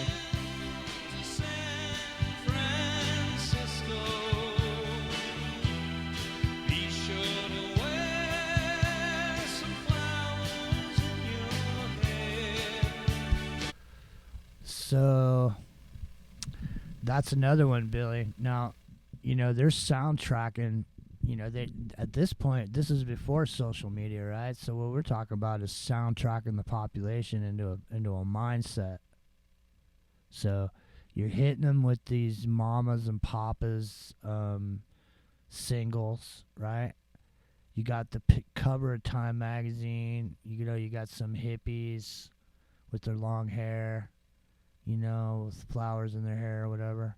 And all of a sudden, it starts to catch on fire organically, like their mind control program spilled over the top of the jar, Billy, and it spilled into the population, and people started caring about each other. And like I was saying before you jumped in, they were living in old Victorian houses, and living together in sort of communistic style households, buying secondhand clothes, and hitchhiking, riding bikes, and basically everything that we see in popular in the lexicon of understanding that we have going on right now with all the green people that want to be green, and now they're saying it's global warming, but back then they were just calling it ecology. Okay, so I mean, what do you think, Billy, about this? I mean, isn't it clear that these songs? I mean, imagine if you were, say, you were in your 20s or something, back in the 60s, and this song was on the radio, and you heard this shit every 5 minutes because everybody didn't have stereos in their cars. All you had was radios, so they would just be in charge of how many times you heard something every day. So everybody would be listening to their radios. You're just getting this shit pounded into your head day in and day out and day in and day out. Pretty soon, man, what do you think? I mean, this was the social engineering tool before facial recognition book. You play something long enough and enough times, you're going to bop your head to it eventually. Right? Eventually, it's going to happen. Even if you hate the song. If it has some type of catchy hook or something, they keep playing it and they keep playing it and they keep playing it. It's going to stick. It's the way the human mind works. And they figured this out a long time ago. And that's how they control populations. That's how they control the culture. Because it doesn't make it on air unless they want it to get on air. So pretty much they can flip the script on something right now. Like right now it's trap music from the South and God knows what the hell else. they can flip the script on that tomorrow and just start playing something completely different, and the kids will dig it, and that's just the end of it, right? And that's the way it went down in the 60s, and in the 60s is probably even more, even easier to get that through because there was a limited amount of options for you as far as listening goes. I mean, how many stations were there? Right, or even television, right? There was like what, channel 2, I think CBS, and Yeah, I don't know well, how they- many, like 3 or 4 channels, and that was it. There was as many channels as they could jam on those airwaves, man. I mean, you remember that cat Wolfman Jack? Yeah, I mean, he used to broadcast over in Tijuana, in Mexico, on this giant, like 50,000 watt AM station that just like went everywhere. That's how they controlled the border back then, right? Because nobody could cross the border. It's zapped, microwaved, right Oh over. man, dude, I used to listen to the Wolfman. Hey, it's the Wolfman. Blah blah blah. Whatever he said, and it was good because he was the Wolfman.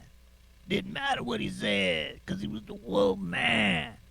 so you look at songs right now. I remember when Soundgarden got back together, and Chris Cornell was putting out a new album, and he decided that he was gonna write a song for the Avengers soundtrack instead of putting it out just because, or making it a part of his album or whatever. It's a good song. I think it's "Live to Die" or something, the name of the song.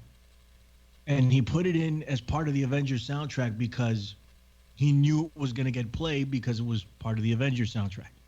Now, people are making, and I mean, not like they didn't do it before, but now it's become one of the most popular avenues because of the constant play it gets. It's for commercials. So they make jingles for commercials or songs for commercials, or they lend out their song for commercials. And it plays over and over again. I don't know how many songs I've purchased because I heard them on a commercial.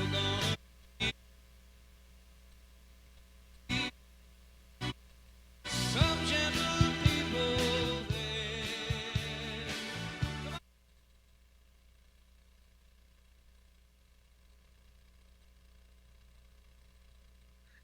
So, All right, man. You had that playing the whole time, prepping for the show. I'm sorry, man. Background music. I got up for a second and I came back and I put my hand down on the stool when I was sitting down and I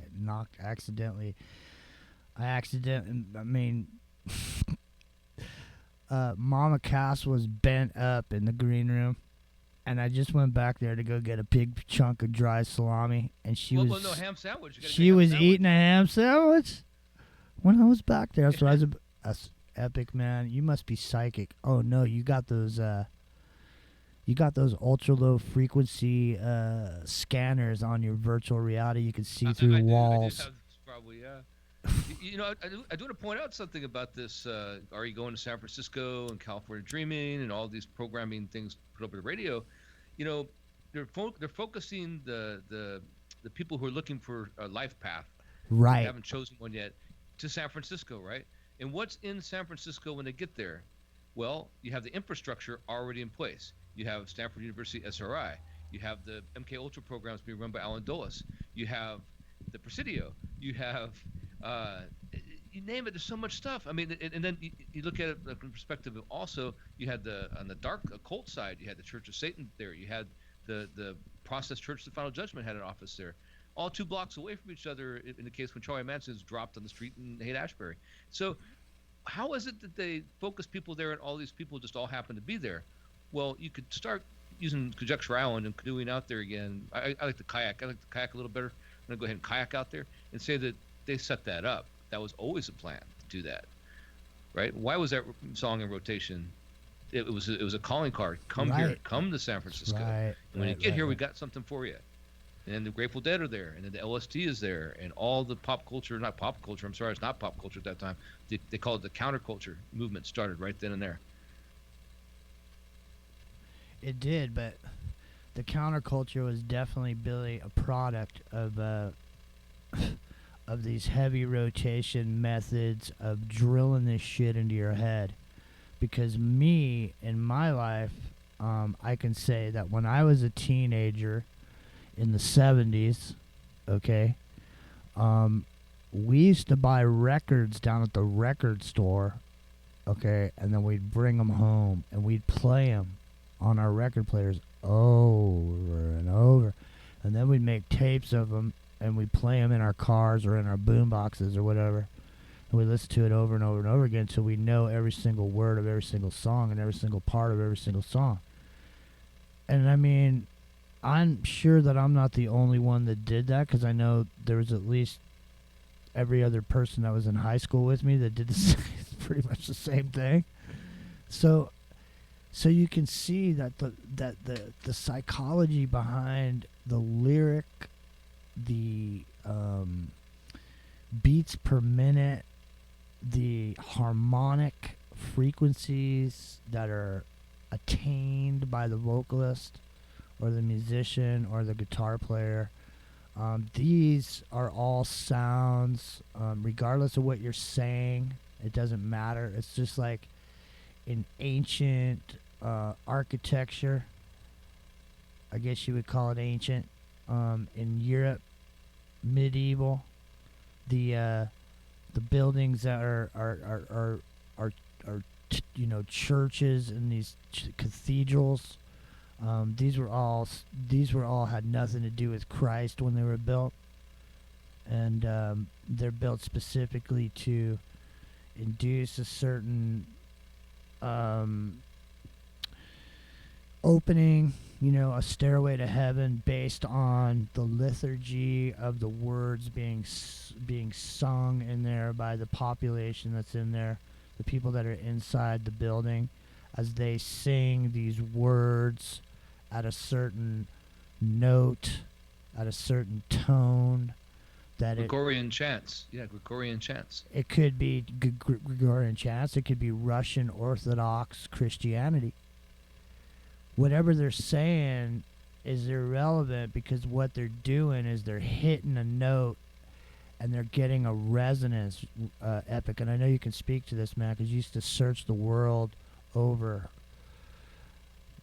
What does he say? I used to search the world over till I thought I found true love, and then whoosh, it was gone. But you used to search the world over for submarines, so you know exactly when I say resonance, you know what I mean, because you leave a resonance signature underwater. So these resonance frequencies, I mean, these are not unknown to Stanford Research Institute and Tavistock Institute. The Beatles sang "I wanna hold your hand," and they sang those lyrics over and over again. Because back then you couldn't hold a girl's hand without getting smacked by her father. I mean, you can go near no girls back then. You know what I mean? And so, like, it seems innocent enough, but in fact it was cultural shaping at that point. And then you throw in Billy, the $10. They rented these girls for $10 an hour to show up when the Beatles landed to start screaming. So I mean, the whole thing was staged from day one with the music. Now listen, I'm a lover of music. There's nothing about music that I don't like. Okay, but I gotta say, I mean, it is in and of itself entrainment and programming, is it not? Either of you guys jump in and toss it to the other guy when you're done, because that's a big chunk of meat. Yeah, but Billy Ray, I'll let you say this because you just said it earlier and I want you to elaborate. It's exactly right. You listen to something long enough, you start bopping your head. That is exactly what entrainment is. It takes you along whether you want it or not. It's exactly what it is. So I know you got a lot to say on that, probably. Music is magic. They figured it out. It's sound. It'll move you regardless, and it screws with your feelings. Not screws with it, that's the wrong word to use, but it can change your feelings. It can make you feel happy. It can make you feel sad right away. They figured this out. Well, they knew this. This is deep esoteric knowledge encoded in the frequencies that we call music, right? And there's certain tones will make us feel certain ways. So music is a tool that we use to get out our feelings and manipulate feelings at the same time. and it's been hijacked in a lot of ways by these people who seek to manipulate and control, and that's been the issue, right? Because yeah, you hit a drum long enough, just break out a drum, and hit a beat, pop, pop, pop, pop, pop. Eventually, you're gonna start nodding your head. It's just the way it is. The most important, the most fundamental part of a song is percussion. It's the drums and it's the bass. That's it. Everything else is icing on the cake. You get the drums and the bass right, you're going to make people move. It's something primal. So they figured this out. Let's play this over and over and over again. And then, like Jimmy said, they pay these girls to run up on these dudes. Nobody's ever seen it before. All the Beatles are here. Get these girls to act freaking crazy. Give them $10. And we're going to put this on all over the freaking news through this box that we call a television. And we're going to get these kids on Ed Sullivan. And it's going to be freaking nuts. And people are going to lose it. And it was the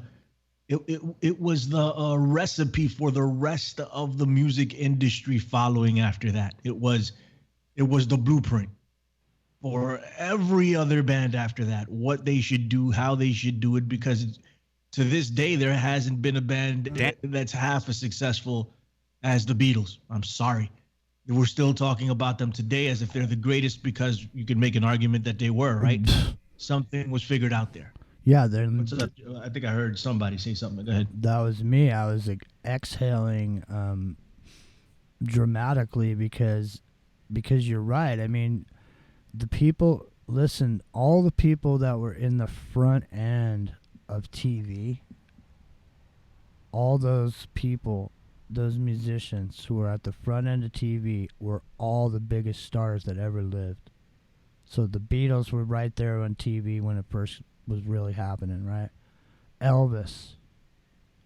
Boom. And then you see the same thing happen with, look, Jackson 5.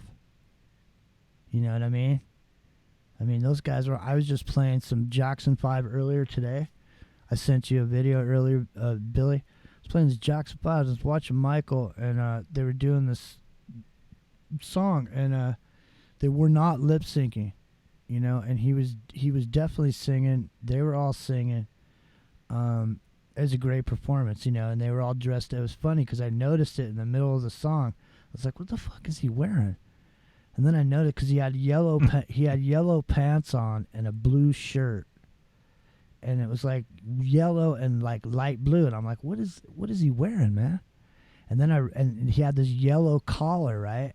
I was like, what is that? And then I looked, and it was because his around his neck was a yellow sun, and his shirt was the sky, and he had like a little white cloud on one part of his shirt, and then all his other brothers, they all had clouds around their necks. They didn't have the yellow sun, and I just thought it was interesting, just simply because they chose the sun, and I mean it was cheeseball, man. But they were really, I mean, his one brother was dancing his heart out, man. He was, I should just go get I should get you the video because. I know the video you're talking about. I've seen that, yeah. He's doing this dance move where he's running, but he's going backwards. But he is doing it, Billy, with all his might, man. I mean, and I started thinking about it when I was watching this shit, you guys, and I started looking at these guys, this group of kids on the stage that minute. I was watching the Jackson, ladies and gentlemen. My name's Jimmy, and I was sitting there watching the Jackson 5 video, and it dawned on me, Billy, an epic. I'm going to be, you know what? I'm not even going to, you know what, dude? I'm going to backstroke over to Speculation Island right now on my own fruition. And I'm already past the point of no return, so I'm going all the way. I'm going to submit right now, right here, right now, into the microcosm on August 23rd, 2019, that the Jackson 5 were not related at all, and they were put together, and their parents were not their parents, but they were their handlers and their managers. And that's why there was so much abuse and so much anguish going on in that family. Now, I'm on Speculation Island, you know, and maybe I'm writing a script for a new book I'm writing. Who knows? But I'm going to say by just looking at those guys there, they don't look like brothers to me. What do you guys think? Go ahead, Epic. I'm gonna let you go straight to because Speculation Island. Go ahead. I hang out here because I'm on the island already. I have to swim out from there to get back on normal turf most of the time. And I'll tell you, the thing about that, you're talking about the sun being on Michael and him being the focus. That's for real. They did that totally intentionally. They framed the shot. He's the young. He's Horace, right? I mean, the conquering child from Aleister Crowley, the age of Horus, right? So that's why he has the sun symbolism, and he's rising. He's the rising sun. It's all about that. Not only Epic. Sorry to interrupt you, but not only was he the center of the Jackson family and the Jackson 5, but he would go on to be the center of music for years to come. He was the sun for the music industry for years upon years upon years. Nobody greater than Mike. Go ahead.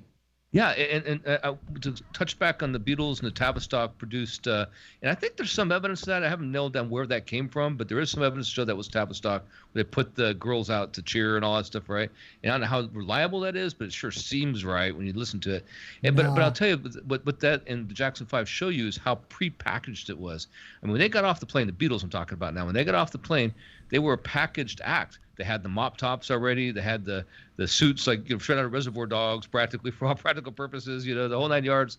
They were a packaged act. When they got there, they had everything down as a complete package. Just like when they were at Jackson 5, or in that video that Jimmy was just talking about, that it was scripted so well that everything led right back from the clouds back to the sun to the big collar on little Michael at the time. It couldn't have been more than 7 or 8 years old, right? And I can't remember. Yeah. I don't know which one of the brothers was the big tall dude.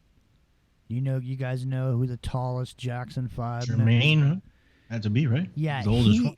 I keep thinking, he is in the center of them, right? They're all on stage, and he's in the center.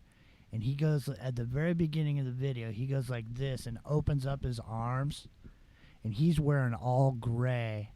Okay, and when he opens up his arms, he's got all this fringe and shit hanging down. Looks like wings.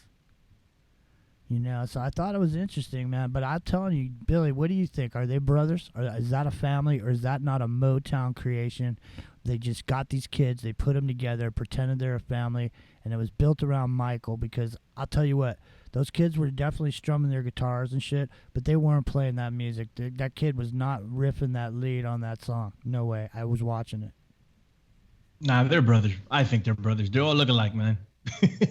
They all look alike. All the Jacksons look alike, right? But there is an element of pre-packaging. Not an element. There is actual pre-packaging. I don't think it goes as far as putting them together and calling them brothers, even though I don't put it past these people. This is something that's probably been done at some point. It's just I don't think it was the Jacksons. I think well, let me ask you a question. Yeah, man. Okay, I'm gonna ask you 2 questions because this is about music, and we're gonna play Pandora's. Ask me whatever you want. All right, and okay, so we're gonna play Pandora's box. Okay, I'm gonna ask you this question, and if you can answer the question correctly, I will play this song, and if you're incorrect, I will play this song. So either way, the audience is gonna win. All right. So let me ask you a question. What were you just saying right before I was going to ask you that question? Because now with all this, I was Jacksons being. I was building it up, and now I forgot what I was going to ask you. That's great. Just play the video, man. Everybody wins. Well, okay, so we'll do that, and I'll try to remember what I was going to ask you because let me say it. Let me give you time to think, Jimmy. What about Randy Jackson? Where'd that 6th Jackson come from? Oh, I know what I was going to ask you. I was going to ask you 2 questions. Okay, yeah, go ahead, Epic. And then I'll ask him a question. I was just trying to buy us some time. Yeah, no, because this kid, Randy Jackson, right? He's the 6th Jackson 5. It's a Jackson 6 for like a bunch of these videos. Where'd he come from? Where'd he go? The illegitimate Jackson. My name's Jimmy Jackson. Yeah, Yeah, he right. Where replaced- did he come from and go? My name's He Jimmy. replaced Jermaine, right? Because I think Jermaine got married to Barry Gordy's daughter, and when they left Motown, Jermaine, if I'm getting this right, one of them. This story applies to one of them. I think it was Jermaine. Stayed with Motown while the rest of the Jacksons went to Epic. When the Jacksons went to Epic, they activated Randy, and that's how he became a part of the That's Jackson good to hear. 5. Yeah, because I was always wondering, like, we just one day there's this kid. Where'd this kid come from, right? Yeah. That mass factory of Jacksons. All right, well, let me ask you a question. The Jackson Robotoids. It doesn't matter. You can just roll another one in there, man. Hey, yeah, well, this is Bobby Jackson. We didn't tell you about him because he had a job downtown or whatever. But now here he is. We just brought him in. Don't worry about him. Derek Jackson also. Yeah. Let me ask you 2 questions now, and don't answer. And then either way, I'm gonna play this song. When I come back, you tell me you tell me your answer. Both of you guys. Have you seen Janet Jackson since Michael Jackson is gone? And when Lady Gaga was big, do you remember seeing Marilyn Manson anywhere? Because let me tell you something, man. I swear to God, Lady Gaga came on the scene and Marilyn Manson disappeared. And then Marilyn Manson came back, and all of a sudden, where's Lady Gaga? She's not around anywhere. My name is Jimmy. It's Into the Microcosm. We got the Latin Lover, the Eric Estrada of Truth, he's living La Vida Loca every Sunday on the Infinite Fringe over on the Truth Frequency Radio.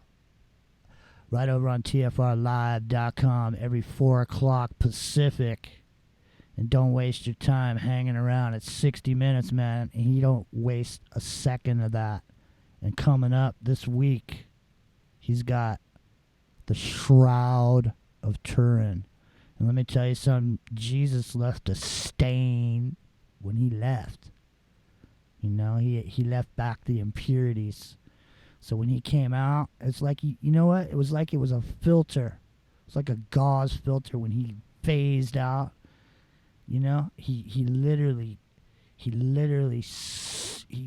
sparked the universe and phased out and went through that cloth and then left a stain right there. And in that stain, Billy, do not forget to ask your guest about Jesus being RH negative, because that would really make a lot of sense why all these royals and all these presidents are RH negative, and they all claim to have some reason to be there. And I think the reason they be there is they think they have a direct line to Jesus H. Christ. My name's Jimmy, and just what we got here is the Jimmy Castor Bunch. And Billy was saying how music really sets the tone for humanity, and I want to submit this right here really just says it all. Go back, way back into time, when the only people that existed were troglodytes, cavemen, cave women, Neanderthal, troglodytes. Let's take the average caveman at home, listening to his stereo.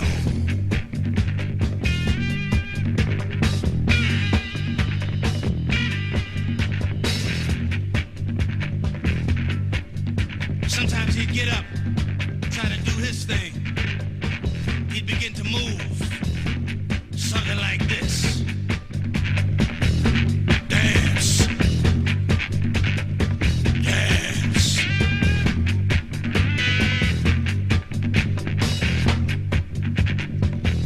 When he got tired of dancing alone, he'd look in the mirror, he'd say, gotta find a woman, gotta find a woman, gotta find a woman, gotta find a woman.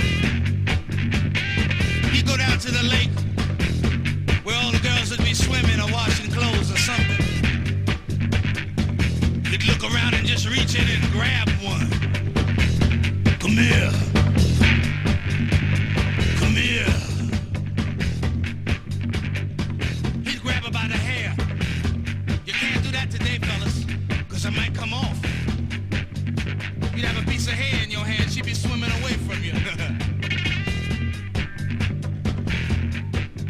one woman just laid there, wet and frightened. He said, move. Move. She got up. She was a big woman. Big woman. Her name was Bertha. Bertha Butt. It's one of the Butt sisters. Her name was Bertha Butt, man. She was one of the Butt sisters. What do you think, man? This is when did this come out, Billy? You remember? Epic, you know? I have no idea. It sounds like a 70s song. Yeah, it's a 70s song. Even back then, they were talking about the big butt, man. They were already gaming people to get ready for the big butt era. Ain't nothing wrong with that, Jimmy. There's nothing wrong with a big butt. Nothing wrong with that, like cornbread. That's right. And let me tell you something. Jennifer Lopez, she strutted on the scene with a nice ass, let me tell you. When she, listen, did she not assume the identity of Selena? Yeah, she really did. Did she not? I mean, I did a Selena show, man. And, you know, I used parts of that movie.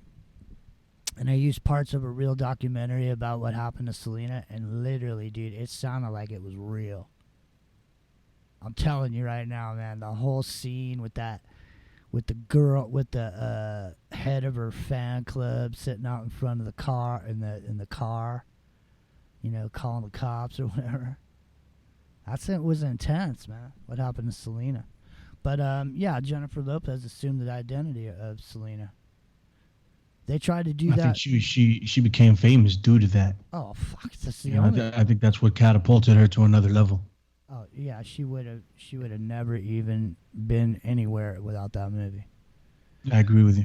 And I was that in the movie Navy. wasn't very good. It was just the whole, you know, everybody was still in the Latin American community, like still shocked by Selena's passing, and they wanted to see something like that, you know. And Jennifer kind of fit the mold there. I think Selena was a lot thicker. She was. But she, you know, I mean, you know this. Selena sort of took Tejana music and she sort of changed a little bit, changed it a little bit more. And the thing about Selena was, man, I mean, I know you know this. And Epic, are you familiar with Selena? Yeah, I was going to say I was on a submarine at the time that movie came out, you know, and we all pulled, you know, we were out to sea 8 months out of the year, chasing Russians around in the Cold War back then. And when we got into port, a bunch of us 20-year-old kids basically go out and see this movie. Not because that's what we want to see. Just want to see a girl, basically. No, it had some press. And so we go see it, and it's like, man, that girl's hot. Selena girl. We didn't really know who she was that much, really. Some of us heard her music, but not as much as like the masses that were, you know, not out at sea all the time. We didn't get to hear it out there, right? So we come back in like, man, that girl, man, she's really talented, man. I want to see more of her. Of course, she's dead. We all think she looks like Jennifer Lopez, and then we go and see her. It's like, oh, that ain't her. Right? And she was really talented, of course, but it is, yeah, we all remember her as Jennifer Lopez, and I think you're right. She did kind of assume that identity. Everybody thinks of Jennifer Lopez from that role. I mean, I really do. If not for that role, she would never. That's her breakthrough role, of course. Everybody has one that makes them a star, but that is what made her a star. Right, and so Yeah, absolutely, man. And I think Selena was beautiful personally. You know, yeah, me too. she was a gorgeous girl. Yeah, I thought she was still pretty, yeah. but in the context, You were talking about how she changed Tejano music. Go ahead. Yeah, go ahead. Talk about that, and then I want to talk about another something here that I think that we'll all find interesting. Well, it was actually her brother, right? Her brother wrote all those songs for her, all those hit songs, and he was part of the band, the Quintanilla brothers, right? Or family. It's another family, just like the Jackson 5. And he wrote these songs for Selena and put her in the front. He was not a stupid guy. You know, he knew exactly how to market the family, and he knew what was going to sell. He knew his daughter, his sister was gorgeous, and he threw her right in the front. You know, and he's like, sing these songs, and she didn't even know how to speak Spanish. You know, he engineered the whole thing, and it worked. You know, it worked, and to the point that he was getting ready to cross her over to the English language market, and then she died. But Yeah. who knows how much success they would have had after that. Well, let's talk about that right now because that's what we're talking about. Because what we're talking about is products, and so let's say everything you just said is grounds for the music company to understand that there's a giant market. There's this big, giant, huge Latin market, which there is. It's giant. It's beyond comprehension. And so they realized that there was this entity out there, and whether or not they had anything to do with her not making it out of that situation, I don't know. But let's just talk about it from what you were just saying, Billy, which is he owned all his own music. He owned all the rights to everything. He wrote everything. They owned everything. Nobody's making anything except them. Because they came out of nowhere, out of Mexico, basically, over the border and into the American scene, and no one even was the wiser. And meanwhile, the record companies got blown away because they didn't realize there was such a huge marketplace for that. So let's say they didn't have anything to do with Selena's death, but now what they do is they superimpose their girl that they pulled off Living Colors dancing girls in the background. She was like a dancer. They just pulled her out of her ass for no reason. Man, come on, dude. Seriously? Well, I mean, what do you think happened, Billy? Do you think maybe, because anybody that they put her in that role, they took her from being nobody to being somebody, and then what? She pretty much did whatever they wanted her to do, right? She was with Ben Affleck. She's with, what's his fucking nuts? Puffy Combs. Wasn't she with Puffy? Yeah. And then, I'm not a fan of Jennifer Lopez in any way, shape, or form, man. Yeah. She's not a good actress. She can't sing. For me to say that she's not a good singer is beyond. She just can't sing, period. Right. She's not a good dancer. Yeah, she looks great. That is all. Somehow, this woman is in the hundreds of millions of dollars worth. I mean, I think she owns Fuse Television. I don't understand it, quite frankly. And she's completely and totally engineered. She will do whatever they tell her to do. And let's separate this from the agenda and all this other stuff, right? Let's separate it from the controllers. Let's say people are just trying to make money. That's all Jennifer Lopez is about. She's just trying to make money. There's no musical integrity. There's nothing.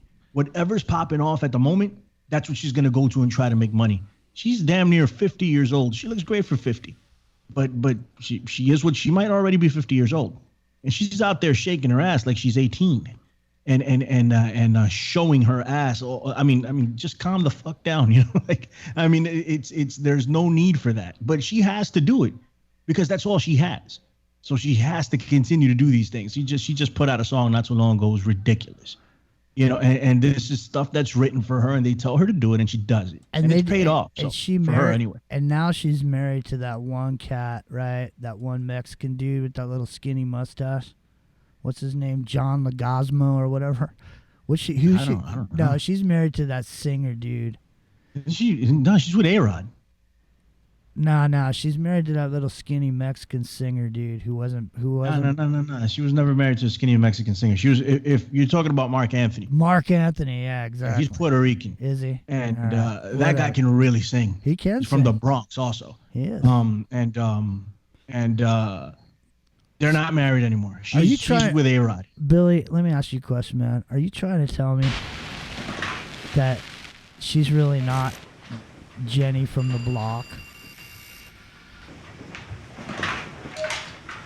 You trying to say she's not Jenny from the block, dude? Men go working, some do stealing. Everyone's got to make a living.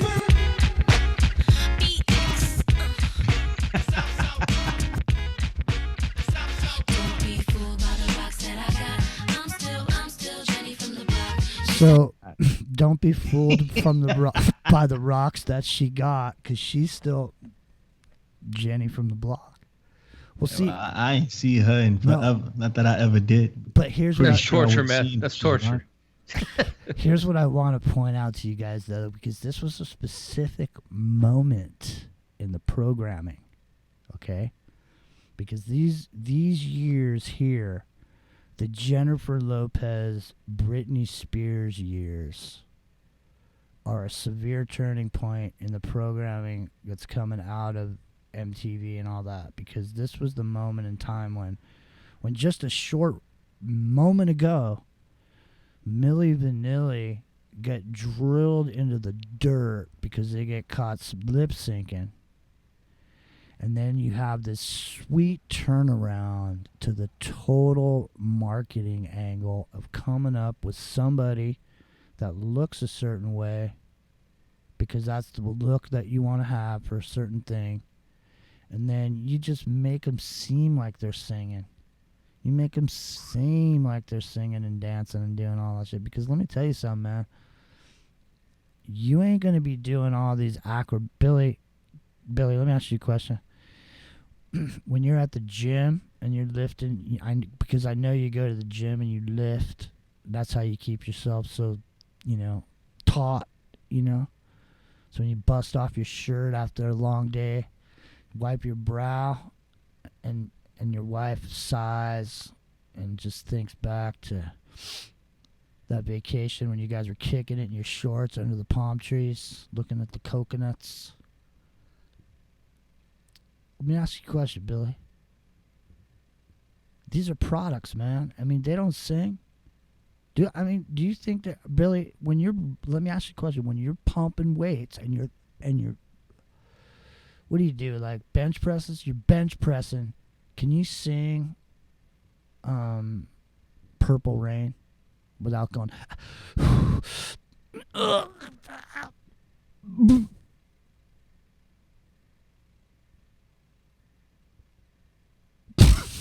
Feeling pain. What happened to Billy, man? That was so long I put him to sleep. I'm here, man. Can you? No. Because those girls are not singing in them shows, right?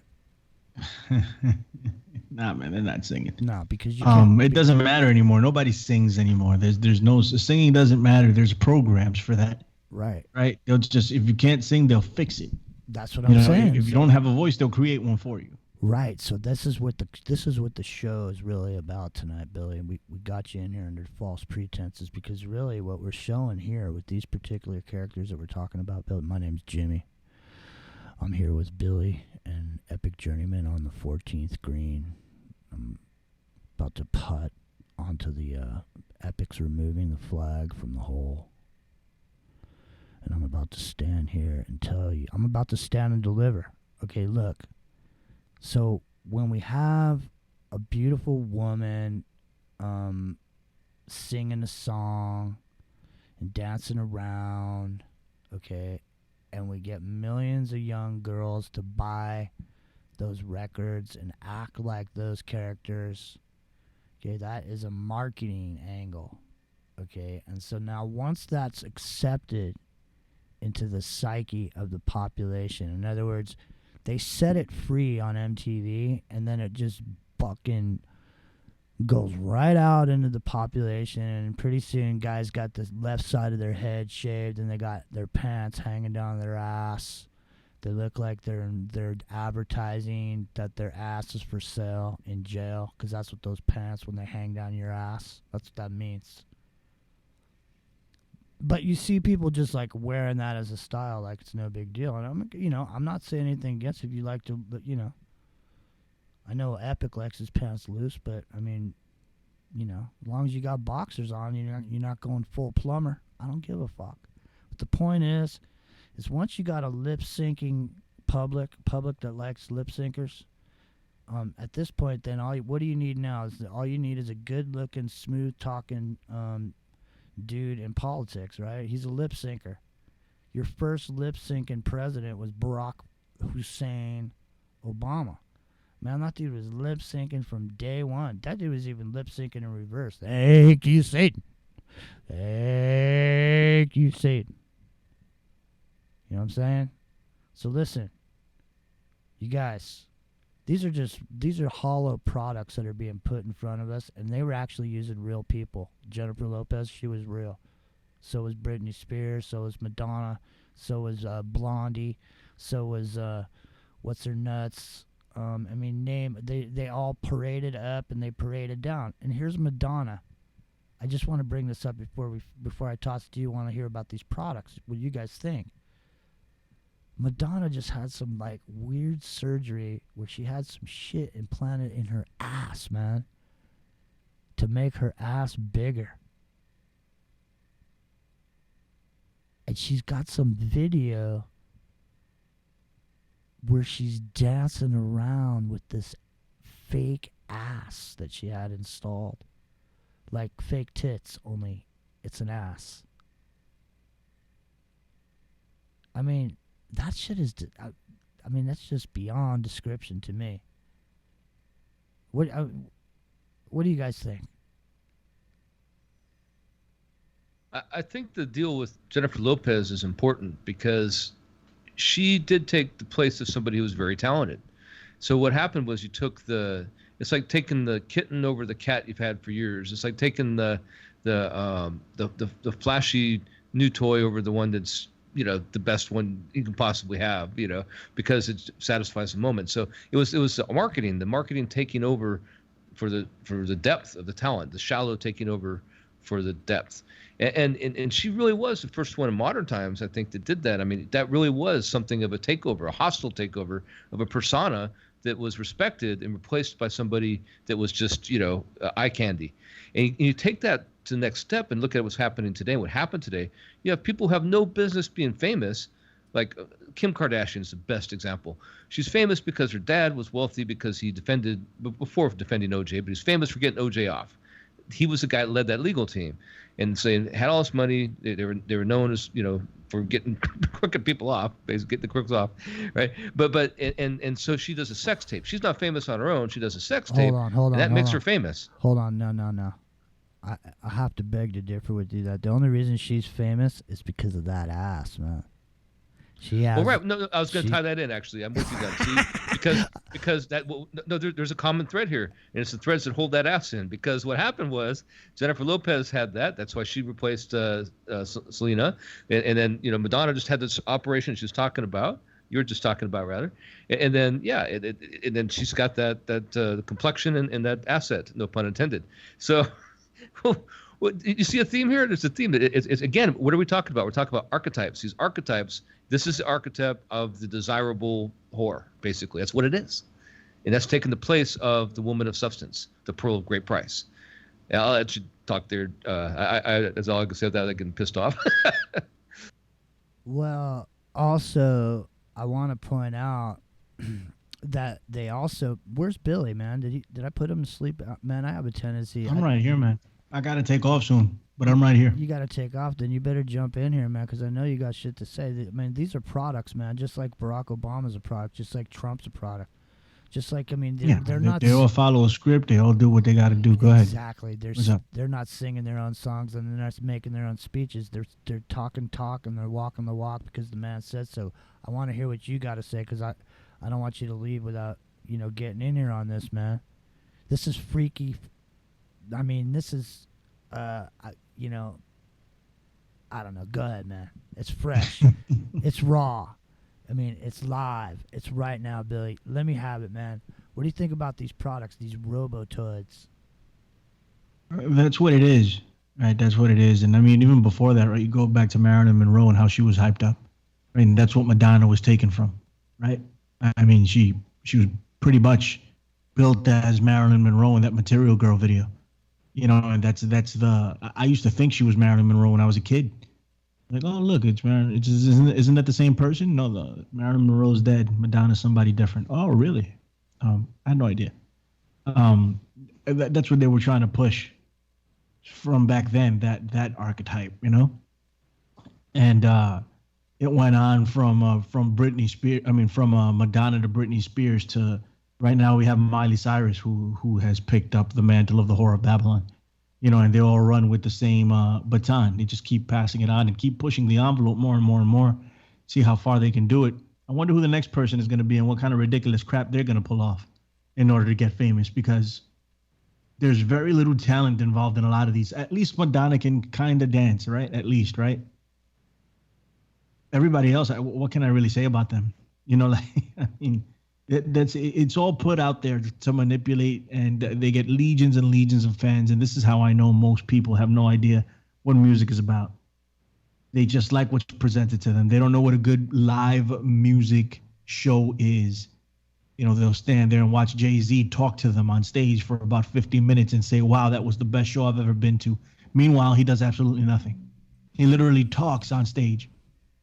That's it. But they lose their minds about it, and there's all these other, like Madonna or Britney Spears, they come out with a massive stage show. So they get a stage show that's masked as a musical performance. There's no real genuineness and no rawness to the music. No. There's no, like when you see a live performance on music, like when you see a Rage Against the Machine perform, a band like that, the Black Crowes,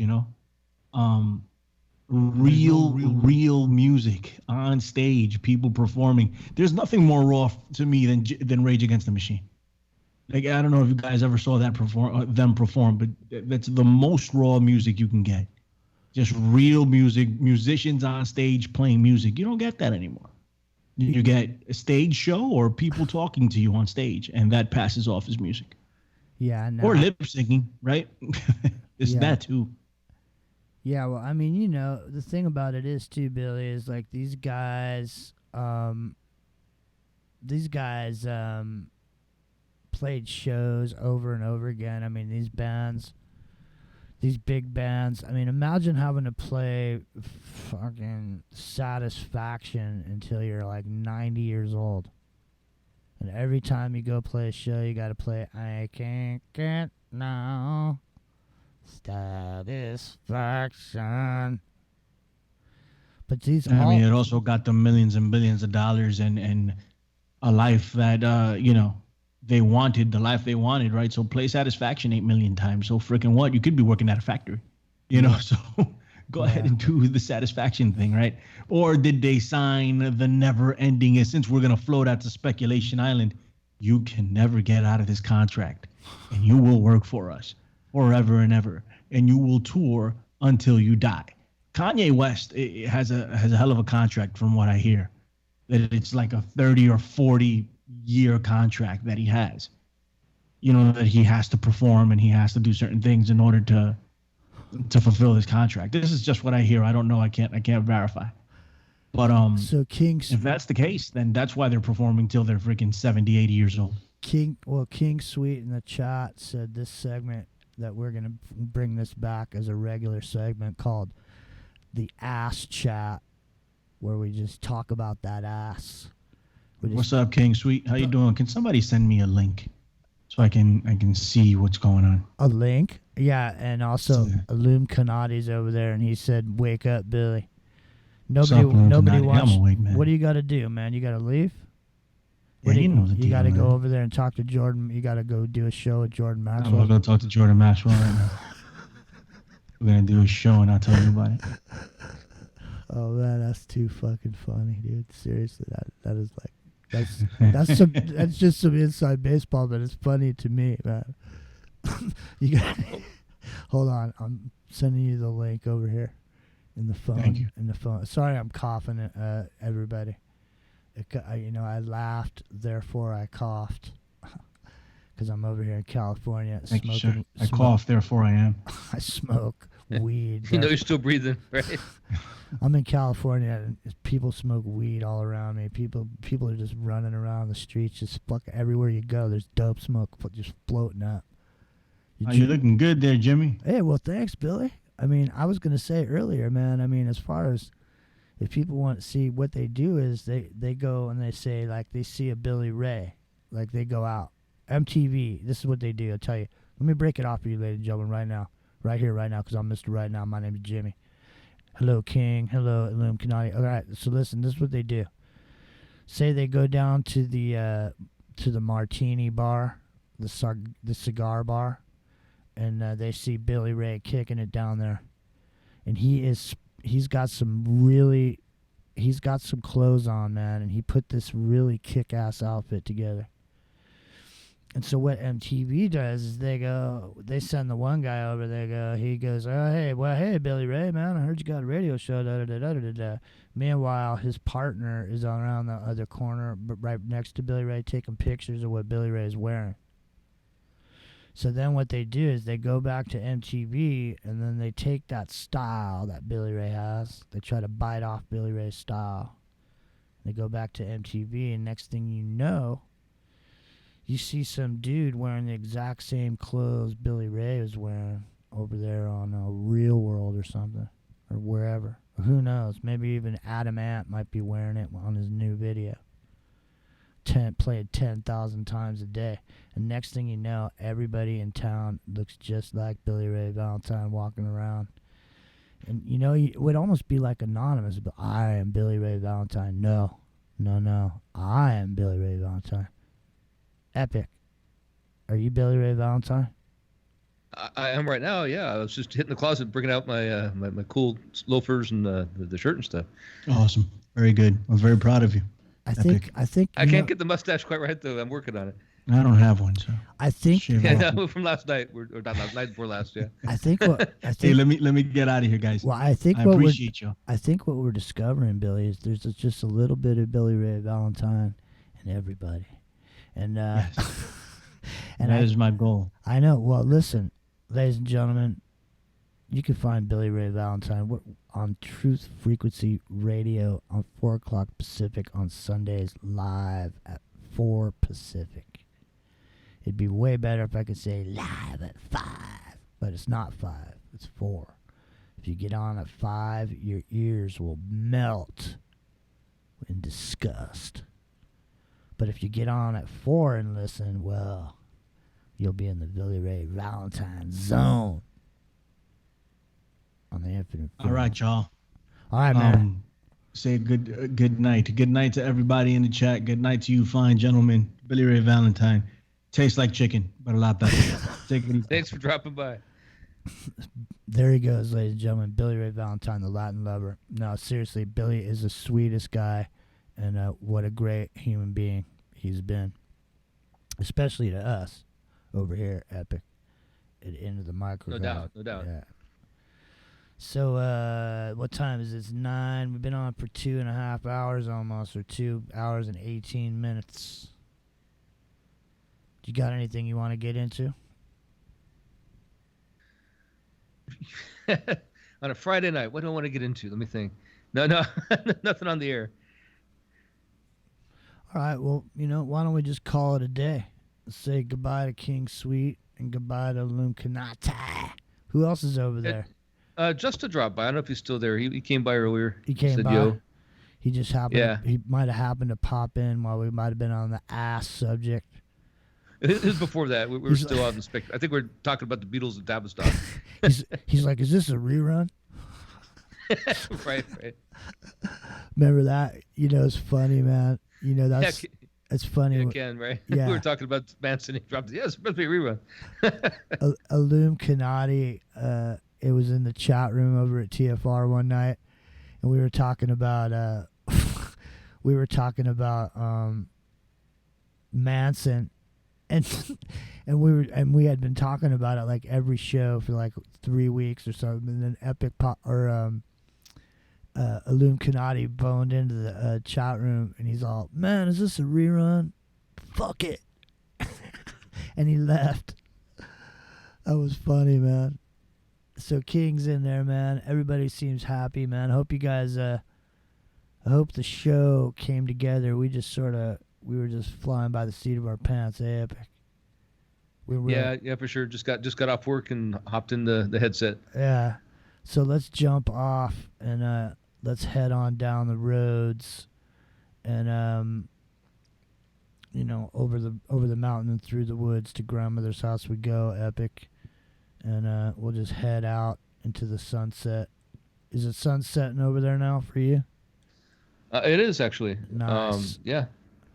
Nice. So 9:20 is the sunset for Epic, ladies and gentlemen. The sun is going down. He's the last brother to see the sun go down. He's the last one to see today, and he's already looking into tomorrow. What did they say? It looks like Michael Jackson, actually. What did they say? What was that thing they said in the Blues Brothers?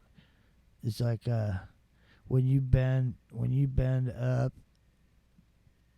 I'm looking. What was it? I forget what. I don't remember. It's been so long. Yeah. It was good, man. He was saying something about his girlfriend, but I can't remember what it was. But at this point, who the hell knows? Because I've been up since 4 o'clock this morning, and I am ready to get the good. So let me see if I can find something to exit the stage left with. Let me see. Going to San Francisco? Yeah, I'm gonna exit. Okay, Epic. I'll talk to you tomorrow. No? Yeah, for sure. Okay, man. Everybody, thanks for. I got some important news to report to anyone who thought I was done. Nah, bitch, not quite. Spotlights back on top. My fate, where's yours? You still believe?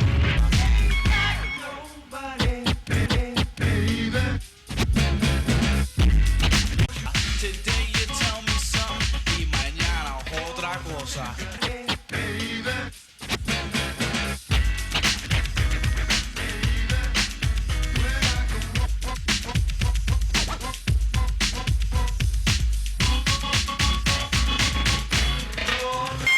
Nobody that I can depend on. Ain't got nobody that I can depend on. It's alright, don't get uptight.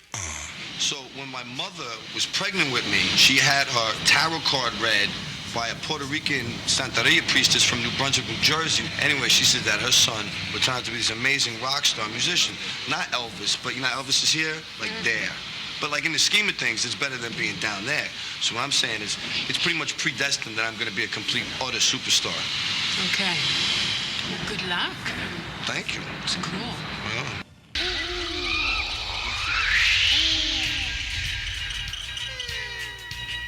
See if you can knock this off my shoulder. I dare you.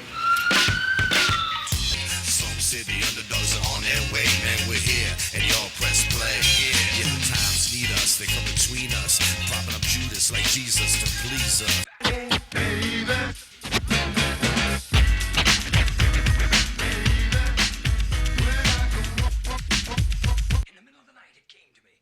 Get up now, right now, and fulfill my destiny. Now you put your goddamn hand on that scanning screen, or I'll hack it off and put it on for you. Do it. My destiny.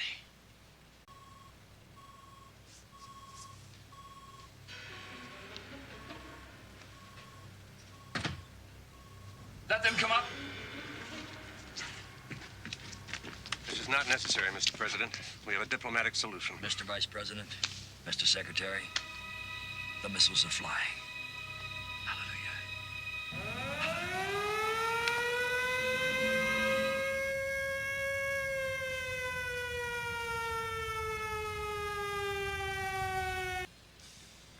Minutes to reach their target. So do theirs, right? Missile warning, this is Beale. Confidence is high. I repeat, confidence is high. Roger, we've got 32 targets in track and 10 impacting points. I want to confirm, is this an exercise? Roger, copy. This is not an exercise. Roger, understand. Major Reinhardt, we have a massive attack against the U.S. net at this time. ICBMs. Numerous ICBMs. Roger, understand. Over 300 missiles inbound now.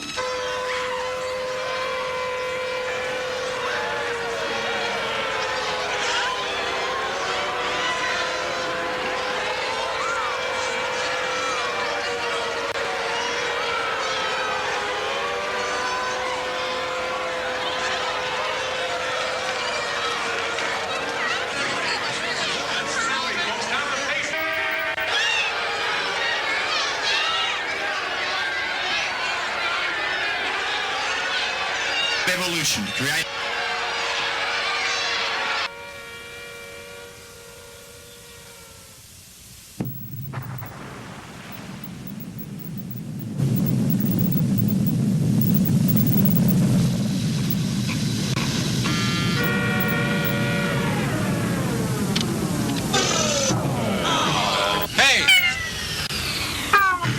come on, baby, don't die on me now.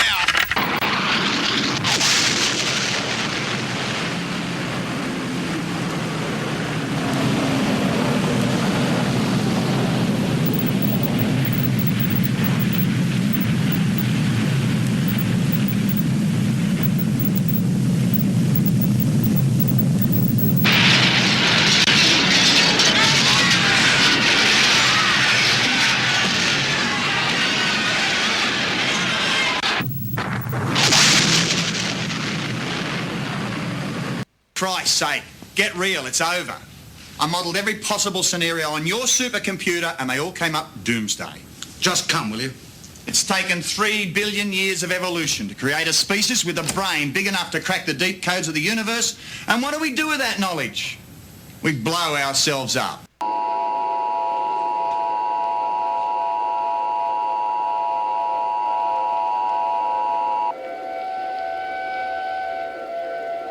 The following message is transmitted at the request of the United States government.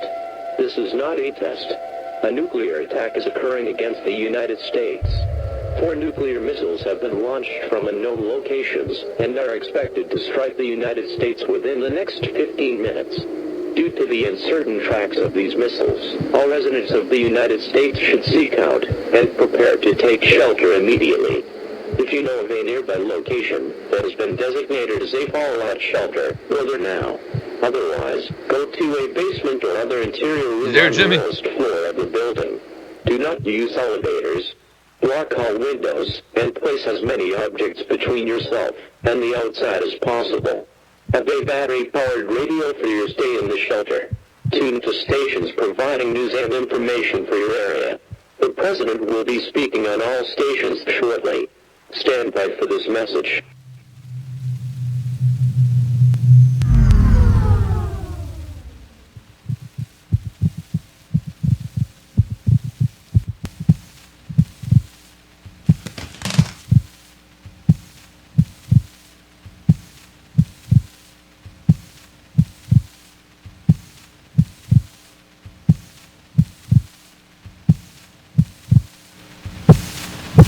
Let him who hath understanding reckon the number of the beast. Let him who hath understanding reckon the number of the beast. Let him who hath understanding reckon the number of the beast.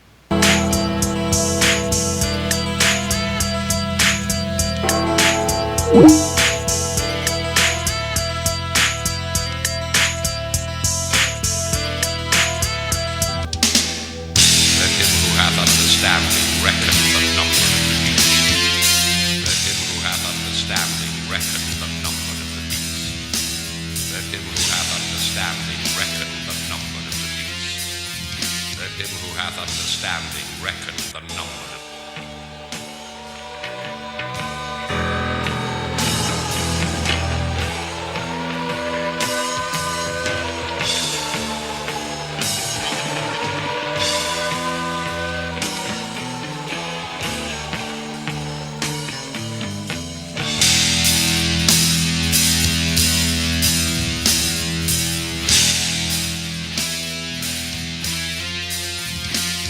Let him who hath understanding reckon the number of the beast.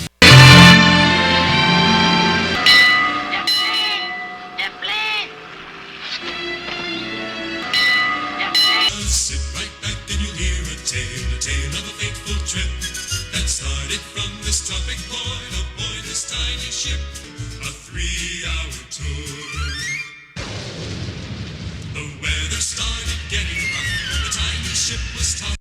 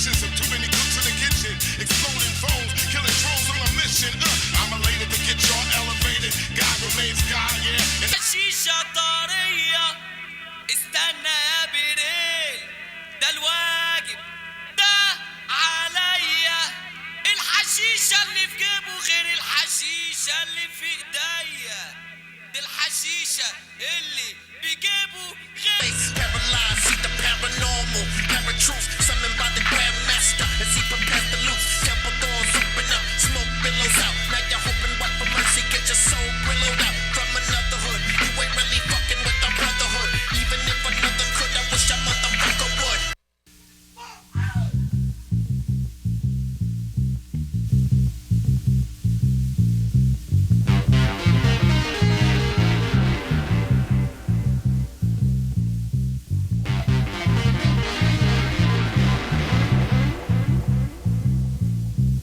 People moving out, people moving in. Why? Because of the color of the skin. Run, run, run, but you sure can't hide. An eye for an eye, a tooth for a tooth. Vote for me and I'll set you free. Rap on, brother, rap on. The only person talking about love, nine brother, is the preacher. And it seems nobody's interested in learning but the teacher. Segregation, determination, demonstration, integration, aggravation, humiliation, obligation to our nation.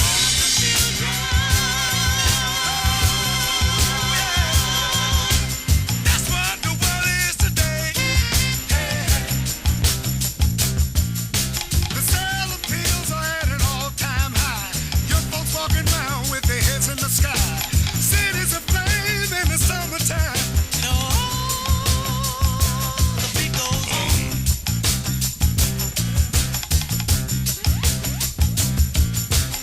Evolution, revolution, gun control, the sound of soul. Shooting rockets to the moon, kids growing up too soon. Politicians say more taxes will solve everything. And the band played on.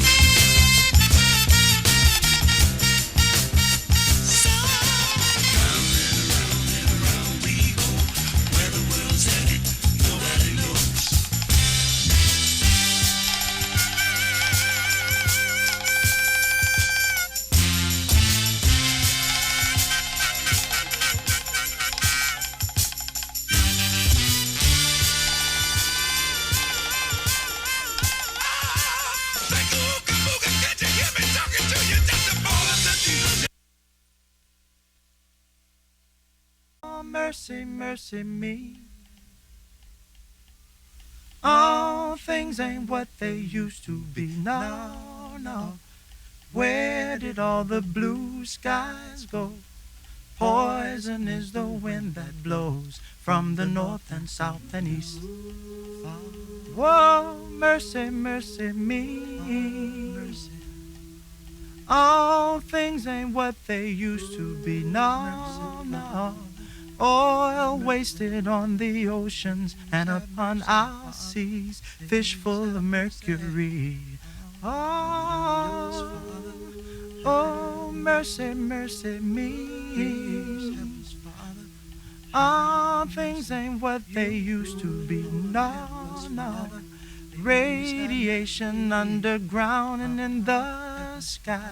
Animals and birds who live nearby are dying. Oh, mercy, mercy me. Mercy. All things ain't what they used to be. What about this overcrowded land? How much more abuse from man can she stand now?